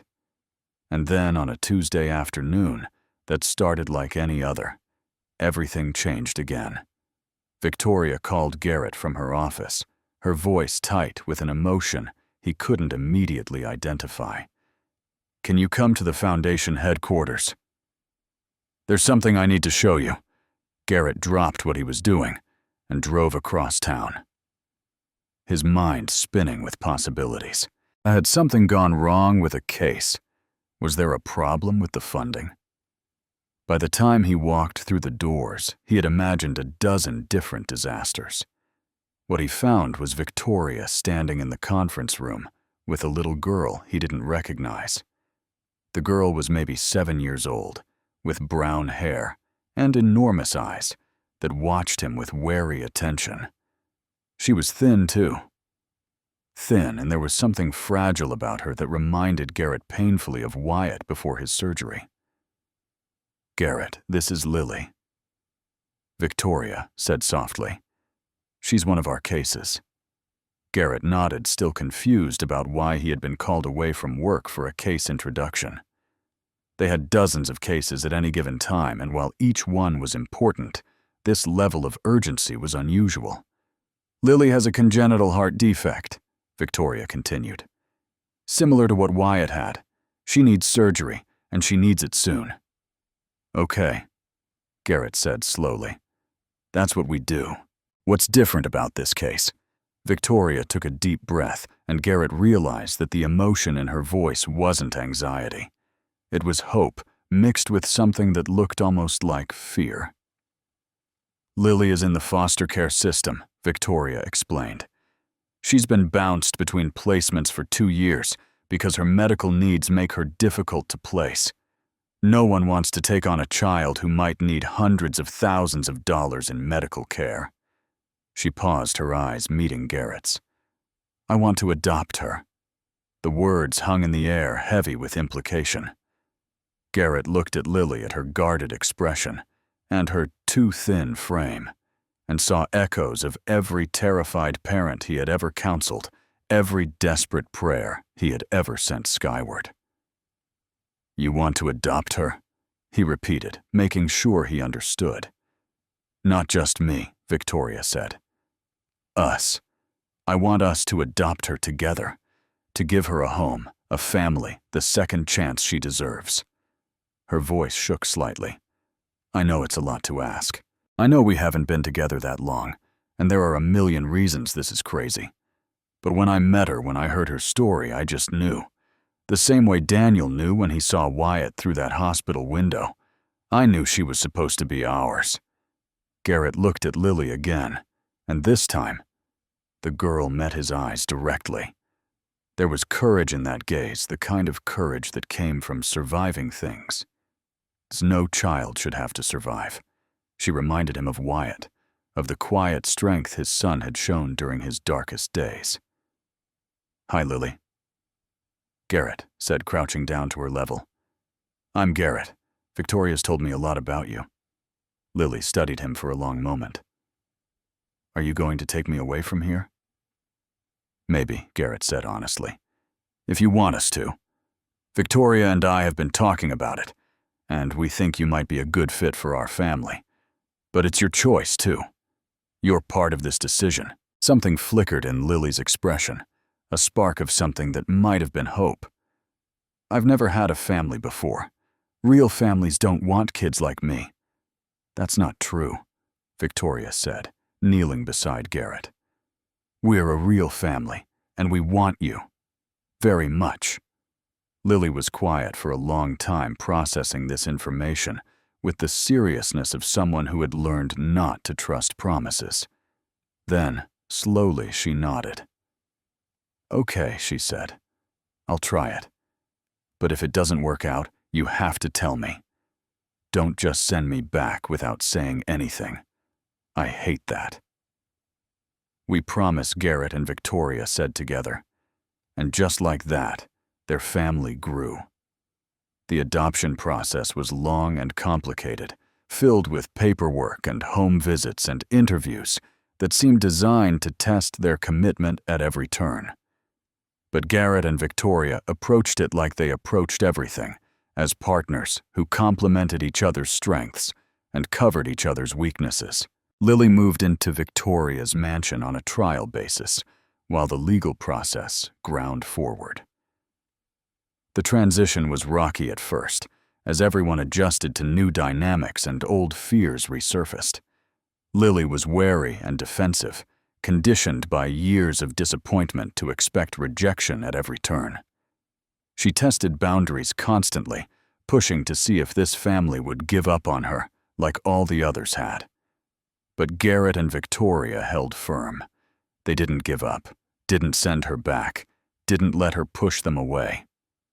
And slowly, gradually, Lily began to believe that maybe this time was different. Wyatt was instrumental in the process. He had accepted Lily immediately, excited by the prospect of a sibling after years of being an only child. He showed her around the mansion, introduced her to Captain, and declared her his sister before the paperwork was even halfway complete. You're going to like it here, he told Lily confidently on her first night. V is really nice, and my dad makes the best pancakes, and there's a pool in the backyard. Also, we have a foundation that helps kids like us, which is pretty cool. Lily had been skeptical, but Wyatt's enthusiasm was hard to resist. Within weeks, she was following him around the house, joining in his games, even laughing occasionally at his terrible jokes. Victoria watched the children bond with a joy that she didn't bother to hide. This is what Daniel wanted. She told Garrett one evening, as they sat on the patio, watching Wyatt teach Lily how to catch fireflies in the garden. Not just to save children, but to build a family. He never got to do it himself. But somehow, through everything that happened, his dream came true anyway. He would be proud of you, Garrett said, wrapping an arm around her shoulders. Of everything you've become, of everything we've become, Victoria corrected. None of this would have happened without you. Without that day at the cemetery, when you refused to leave, even though I was horrible to you. Garrett smiled at the memory. You weren't horrible. You were protective. There's a difference. I was definitely horrible. But I'm glad you saw through it. Lily's surgery came 3 months after she moved in, performed by the same team that had saved Wyatt 2 years earlier. The waiting room was crowded this time, filled with Garrett and Victoria and Wyatt, and a small army of foundation staff who had come to support one of their own. When the surgeon emerged to announce that the operation had been a success, the cheer that went up was loud enough to be heard 3 floors away. Wyatt jumped into Victoria's arms. Garrett hugged anyone within reach, and somewhere in the celebration, Lily's case number officially became her adoption file. She was theirs now, officially, legally, forever. With Lily's adoption finalized and her recovery progressing smoothly, Garrett and Victoria found themselves navigating the beautiful chaos of raising 2 children while running a growing foundation. The mansion that had once felt cold and empty now rang with laughter and arguments and the thunder of small feet running up and down the stairs.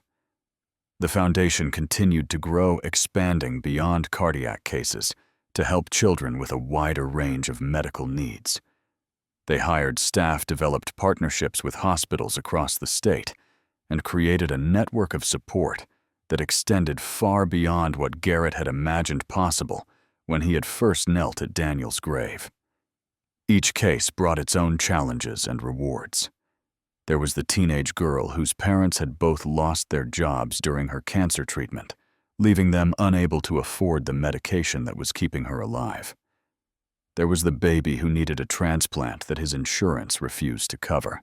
There was the single mother of 3 who had been diagnosed with a brain tumor and needed help keeping her children fed while she underwent treatment. Garrett met with each family personally, drawing on his own experience to guide them through the darkness. He understood their fear, their desperation, their fierce determination to do whatever it took to protect their children. He had been where they were, and he never forgot how much a kind word and a helping hand had meant during his own darkest hours. Victoria handled the administrative side, ensuring that the foundation's resources were used efficiently and that no one fell through the cracks. She had a gift for cutting through red tape, for finding solutions where others saw only obstacles. Her business acumen, which had once been focused entirely on profit margins and market share, was now directed towards saving lives. "We make a good team," she observed one evening, reviewing case files, while Garrett helped Wyatt with homework, and Lily practiced reading aloud from a picture book. "You handle the heart, I handle the head, and together we handle everything else." Garrett agreed. It wasn't always easy. There were cases they couldn't take, families they couldn't help, children who died despite their best efforts.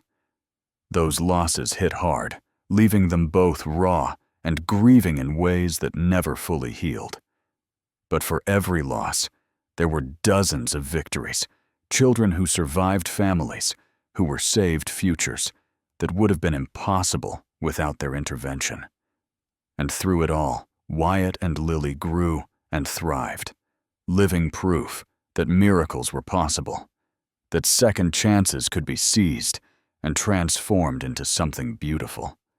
The bond between Victoria and the children deepened with each passing month. She, who had never expected to be a mother, had become one twice over, learning on the job, with a determination that impressed everyone who knew her. With Wyatt, she was patient and curious, always willing to listen to his elaborate explanations of whatever topic had captured his imagination.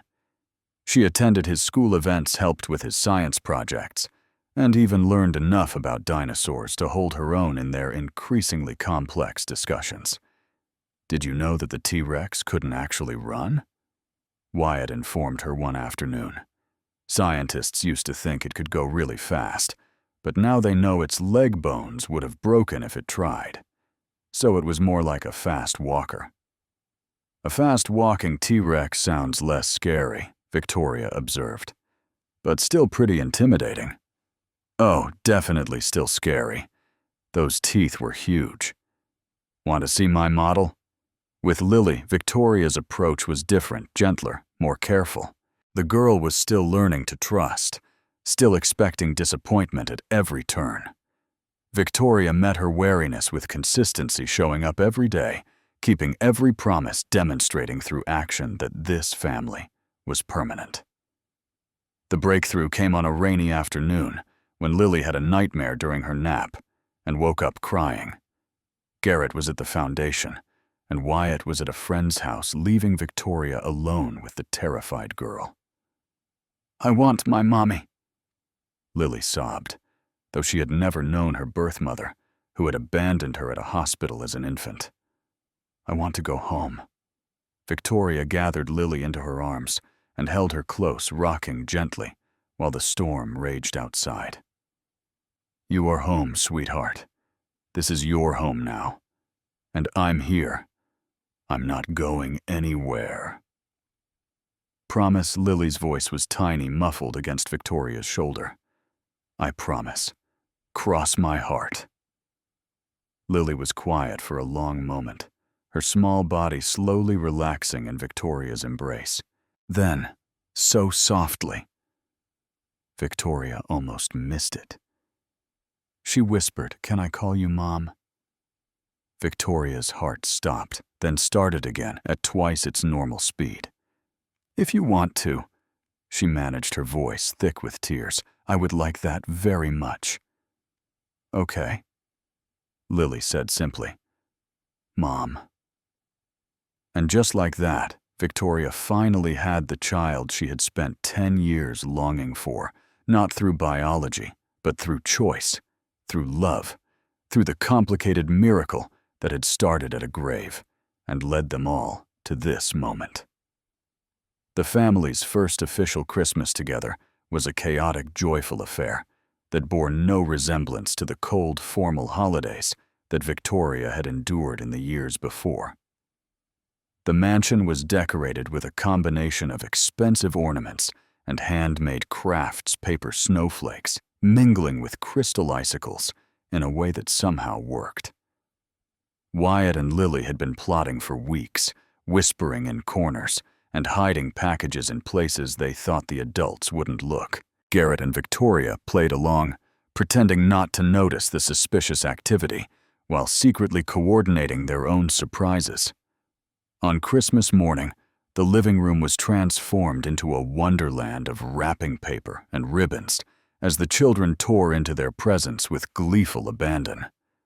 Wyatt received the telescope he had been dreaming about Lily, got a dollhouse that she had admired in a catalog, and both children squealed over the smaller gifts that filled their stockings.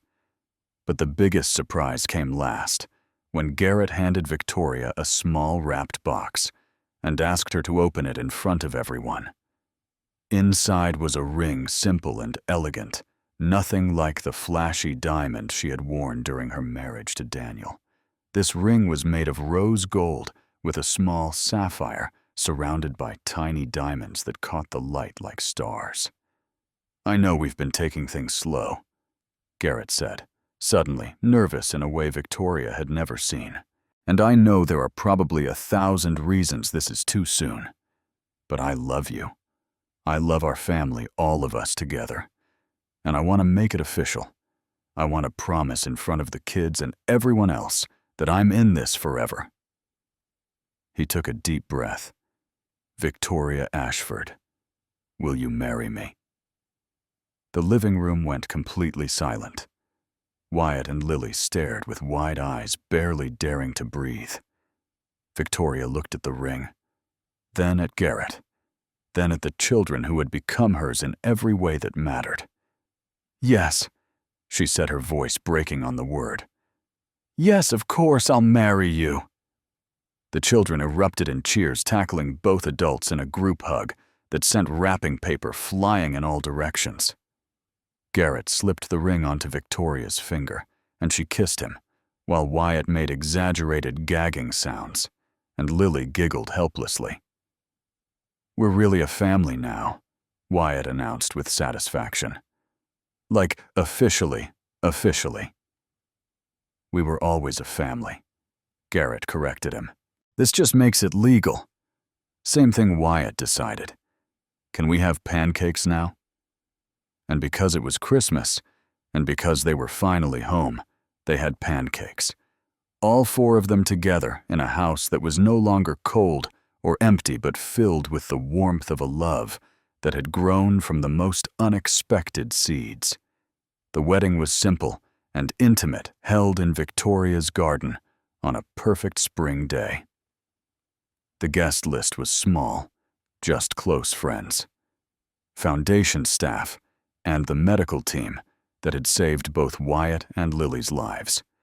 No one seemed to mind the lack of formality.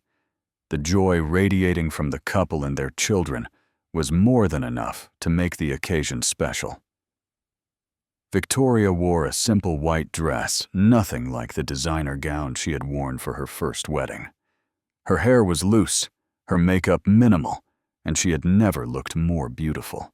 Garrett wore a suit that actually fit him properly, thanks to Victoria's insistence that he be measured by an actual tailor instead of buying something off the rack.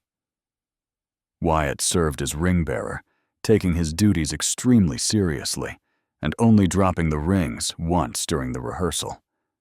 Lily was flower girl, scattering petals with such enthusiasm that Victoria would find them in her hair for days afterward. The ceremony itself was brief, presided over by a judge who was a friend of the foundation and clearly moved by the family's story. When it came time for vows, Garrett pulled out a piece of paper that had been folded and refolded so many times it was soft as cloth. Victoria. He began, his voice rough with emotion, 2 years ago. I was a desperate man, kneeling at a stranger's grave, trying to thank someone who had saved my son's life. I never expected to meet you.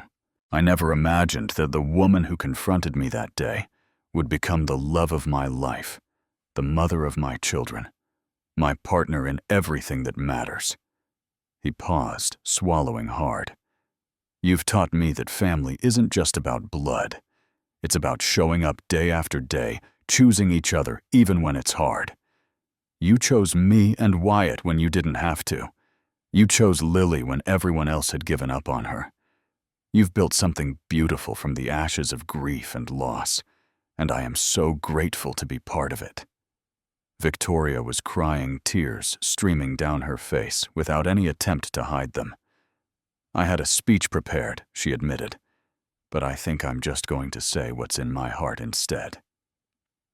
She took Garrett's hands in hers, holding tight. I spent years believing that I wasn't enough, that because I couldn't have children, because my marriage had failed, because I had built walls around my heart, I didn't deserve to be loved. You showed me how wrong I was. You and Wyatt and Lily, you broke through every defense I had and showed me what real love looks like. She glanced at the children who were watching with wide, solemn eyes. I thought Daniel's death was the end of my story. Instead, it was the beginning of a new one, a better one, full of people I never expected to meet, and a family I never dared to hope for. Thank you for finding me. Thank you for staying. Thank you for building this life with me. The judge pronounced them married, and Garrett kissed his bride while Wyatt cheered, and Lily threw the rest of her flower petals in the air like confetti. We did it, Victoria whispered against Garrett's lips. We're really a family now. We were always a family, Garrett replied. Now we're just married too. The reception that followed was more of a party than a formal event with food and music and children running wild through the garden. At some point, Wyatt convinced the DJ to play the dinosaur song from his favorite movie, and soon everyone was dancing badly and laughing helplessly.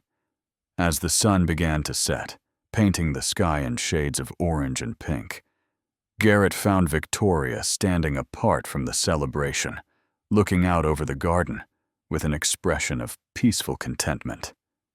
"What are you thinking about?" he asked. Coming to stand beside her. "Daniel," she admitted. "Wondering if he can see this, if he knows what his gift became." Garrett wrapped an arm around her waist, pulling her close. "I think he knows. I think he's been watching over us this whole time, guiding us toward each other." Victoria smiled, leaning into him. "That sounds like something Wyatt would say. The kid's pretty wise. Must get it from his new mom." They stood together in comfortable silence, watching their children play in the fading light, thinking about the journey that had brought them here. It had started with grief and secrets, with a confrontation at a grave, and a mystery that refused to stay buried. But it had become something beautiful, something neither of them could have imagined when they first met. A family built from broken pieces and impossible odds, held together by love, that had grown from the most unexpected seeds. 1 year after the wedding, on a crisp autumn afternoon that felt like an echo of the day, everything began. The Mitchell family returned to Daniel's grave. All 4 of them this time, Garrett and Victoria, Wyatt and Lily, a family unit that Daniel had made possible without ever knowing it.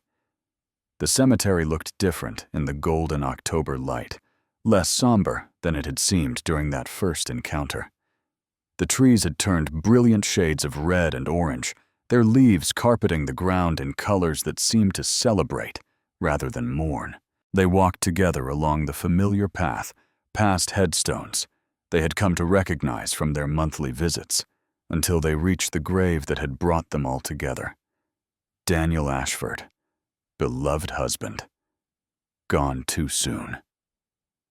Victoria knelt first, placing a bouquet of white roses against the granite. "Your favorites," she murmured. "I finally learned what they were. It only took me 2 years and reading every journal you ever wrote." Wyatt added his contribution next, a drawing he had spent all week creating. It showed 5 figures standing together under a bright yellow sun. One figure wore a halo and stood slightly apart, smiling down at the others. "That's Mr. Daniel in heaven," Wyatt explained, pointing. "And that's all of us. We're a family because of him." Lily hesitated, clutching a folded piece of paper to her chest. She had only been part of the family for a year, had never met Daniel, had no personal connection to the man whose generosity had set everything in motion. But Victoria had explained the story to her, had helped her understand why they made this pilgrimage every month, and Lily had wanted to contribute. "I wrote a letter," she said quietly, kneeling beside the grave. "Is that okay?" "That's perfect, sweetheart," Victoria assured her. Lily unfolded the paper and read aloud, her young voice steady, despite the emotion behind the words. "Dear Mr. Daniel, I never met you, but my mom says you're the reason I have a family now. You saved Wyatt, and that brought his dad to my mom. And then they found me. I was really scared before, because I didn't think anybody wanted me. But now I have a mom and a dad and a brother, and we're really happy together. Thank you for being nice to people even when you didn't have to be. I'm going to try to be like that too. Love, Lily." She placed the letter carefully beside Wyatt's drawing, then stood and took Victoria's hand. Garrett was last. He knelt on the cold ground, one hand pressing against the granite that marked the final resting place of a man who had changed everything with a single act of kindness. "Thank you," he said, as he always did. "For Wyatt's life, for bringing us to Victoria, for Lily, for all of it. I don't know if you can hear me, Daniel, but I want you to know that your gift keeps growing. Every child we help, every family we save, that's your legacy. That's what your kindness became." He paused, looking at his family, at the 3 people who had become his whole world. "I promise we'll keep making it count. Every second. Just like you asked." They stood together in the autumn light, a family that had been built from grief and hope and the enduring power of compassion. The silence around them wasn't sad anymore. It was peaceful, full of the quiet certainty that some connections transcend death, that love can reach across impossible distances to change lives in ways we never expect. As they prepared to leave the cemetery, Victoria pulled Garrett aside, a nervous energy in her movements that he didn't immediately understand. "There's something I need to tell you," she said quietly, glancing at the children who were walking ahead, discussing something with the animated gestures that characterized most of their conversations. Garrett felt a flicker of concern. "What is it? Is everything okay?" Victoria smiled, but her eyes were bright with tears. "Everything is wonderful. That's what I need to tell you." She took a deep breath. "I went to the doctor last week. I've been feeling strange, tired, and emotional, and I thought maybe I was just stressed from the foundation work. But it turns out that sometimes miracles come in 3s. Garrett stared at her, not comprehending. "What do you mean I'm pregnant, Garrett? After all these years, after everything we went through, after doctors told me it would never happen, we're having a baby." The world seemed to stop. Garrett heard the words, understood them intellectually, but couldn't quite make them feel real. A baby. After Victoria had spent a decade believing she couldn't conceive after they had built their family through adoption and love, this impossible thing had happened. Are you sure he managed? Very sure. The doctor confirmed it twice because I didn't believe it either. Victoria was laughing now, crying, and laughing at the same time. We're going to have a baby, Garrett. Our family is going to grow again. Garrett pulled her into his arms, holding her so tight he could feel her heart beating against his chest. This is incredible, he breathed. This is impossible and incredible, and I don't know how to process it. I know. I've had a week to get used to the idea, and I still don't believe it. They stood there for a long moment, wrapped in each other, while the children played among the autumn leaves and the world continued turning around them. When they finally pulled apart, both of them were crying, though neither seemed to mind. We should tell the kids, Garrett said. Together, Victoria agreed. Let's tell them together. They called Wyatt and Lily over, kneeling down to their level, with expressions that immediately made the children suspicious. Why do you guys look weird? Wyatt asked bluntly. We have some news, Garrett said. Big news. Good news or bad news? Lily asked warily, still conditioned by her past to expect the worst. Good news, Victoria assured her. Very good news. She took a deep breath. You're going to have a baby brother or sister. The silence that followed was absolute. Wyatt's mouth dropped open. Lily's eyes went wide as saucers. For a moment, neither child moved. Then Wyatt erupted. Baby. We're getting a baby. That's awesome. Can we name it? Can I teach it about dinosaurs? What if it's a girl? Can I still teach it about dinosaurs? Girls can like dinosaurs too. Right? Lily was quieter, processing more slowly. You're going to have your own baby, she said carefully. Does that mean you won't want us anymore? The question hit Victoria like a physical blow. She pulled Lily into her arms, holding tight. Oh, sweetheart, no. Having another baby doesn't change anything about how much we love you. You're our daughter now, and forever. A new baby just means our family is getting bigger, not that anyone is getting replaced. Promise. Lily's voice was small. I promise. Cross my heart. Wyatt, who had been bouncing with excitement, suddenly stopped and wrapped his arms around both of them. Lily babies are cool. We can teach it stuff. We'll be the best big brother and sister ever. Lily considered this, then nodded slowly. Okay, I guess that could be good. It's going to be great. Wyatt insisted. Come on, let's go tell Mr. Daniel before anyone could stop him.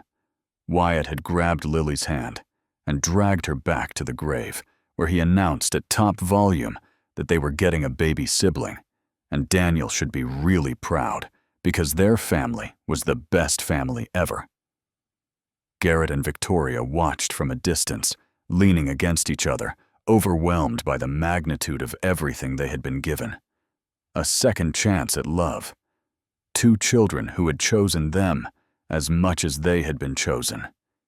And now, impossibly a baby on the way. Daniel would be so happy, Victoria whispered. He would, Garrett agreed. But I think he already knew. I think somehow he knew all along that this was where we were headed. You really believe that Garrett thought about coincidences and miracles about a wrong turn in a hospital that had led to everything else? I believe that love doesn't end when someone dies. It just finds new ways to grow. Victoria smiled, resting her head on his shoulder. That sounds like something Daniel would have written in his journal. Maybe he did. Maybe that's where I got it. They stood together as the sun began to set, painting the cemetery in shades of gold and in amber, watching their children celebrate at a grave that had given them everything. 8 months later, on a warm June evening, Charlotte Rose Mitchell came into the world, screaming with healthy lungs and waving tiny fists at anyone who came near her.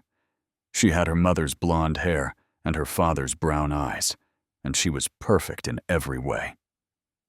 Wyatt and Lily met their sister in the hospital room, approaching the tiny bundle in Victoria's arms, with a reverence usually reserved for sacred objects. Wyatt reached out one finger to touch Charlotte's cheek, then jerked back when she squirmed. "She's so small," he whispered. "Was I that small when I was born?" "Even smaller," Garrett told him, and just as loud. Lily hung back, watching with an expression that Victoria recognized all too well. "Do you want to hold her, sweetheart?" "I don't know how," Lily admitted. "What if I drop her?" "You won't. Here, sit down, and I'll show you." Victoria carefully transferred Charlotte into Lily's arms, positioning them correctly, showing her how to support the baby's head. Lily sat frozen for a moment, staring down at the tiny face, and then something shifted in her expression, a connection instant and profound that transcended words. "Hi, Charlotte," Lily whispered. "I'm your big sister. I'm going to take really good care of you, okay? Nobody's ever going to hurt you or leave you alone. I promise." Watching his daughters, one who had been saved by a stranger's kindness, and one who had been born from love rekindled, Garrett felt his heart expand until he thought it might burst. This was what it all meant. Everything they had been through, every struggle and loss and unexpected gift, it all led here to this moment, to this family that shouldn't exist, but did. Later that night, after the children had been sent home with a babysitter, and Victoria had finally fallen asleep, Garrett stood by the hospital window, cradling Charlotte in his arms. The city lights sparkled below thousands of lives going about their business, unaware of the small miracle that had just occurred. "Your great-grandfather Daniel never met you," Garrett murmured to the sleeping infant. "But everything you have, this family, this love, it all started with him. He saw a little boy who needed help, and he decided to do something about it. That one choice changed everything." Charlotte squirmed slightly, her tiny fingers grasping at nothing, and Garrett smiled. "You come from a long line of miracle workers, little one.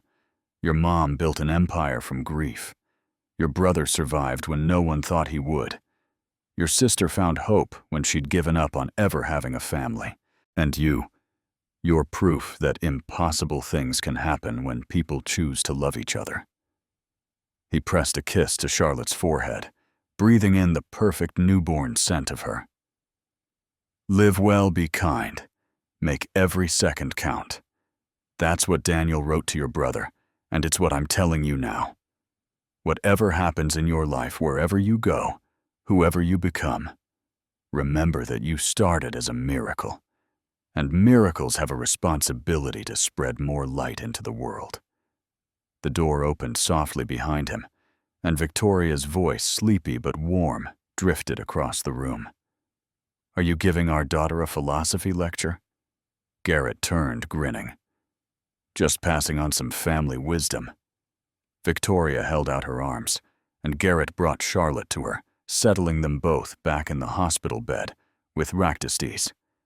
The three of them lay together, new parents and new baby, surrounded by the quiet hum of hospital machinery and the distant sounds of the city. "We did it," Victoria said softly. "We built something beautiful from broken pieces. We did." Garrett agreed. "And we're going to keep building. For Daniel, for the kids, for Charlotte, for all the families we haven't helped yet. Partners in everything. Partners in everything." Outside the window, the first light of dawn was beginning to color the sky, painting the world in shades of pink and gold. A new day was starting, full of possibilities they couldn't yet imagine. But whatever came next, they would face it together. A family forged from tragedy and triumph, from grief and grace, from the enduring power of a single act of kindness, that had rippled outward until it touched more lives than anyone could count. Daniel Ashford was gone, but his legacy lived on. In the foundation that bore his name, in the children who had been saved because of his generosity, in the family that gathered at his grave every month to say thank you, and in the gold watch that still ticked on Garrett's wrist, counting seconds that had been given back as a gift, reminding him every day to live well, be kind, and make every moment count.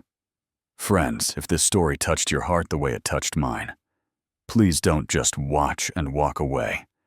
Hit that subscribe button and join our channel family for more heartwarming stories just like this one. Your support means everything to us and helps us keep bringing these tales of hope and second chances to life. If you believe in the power of kindness, if you know that family is about more than blood, if this story reminded you that miracles can happen when we least expect them, then please give this video a thumbs up and share it with someone who needs to hear it today. Drop a comment below and tell us where in the world you're watching from. We love hearing from our community across the globe. And if you have your own story of unexpected kindness or second chances, share it with us.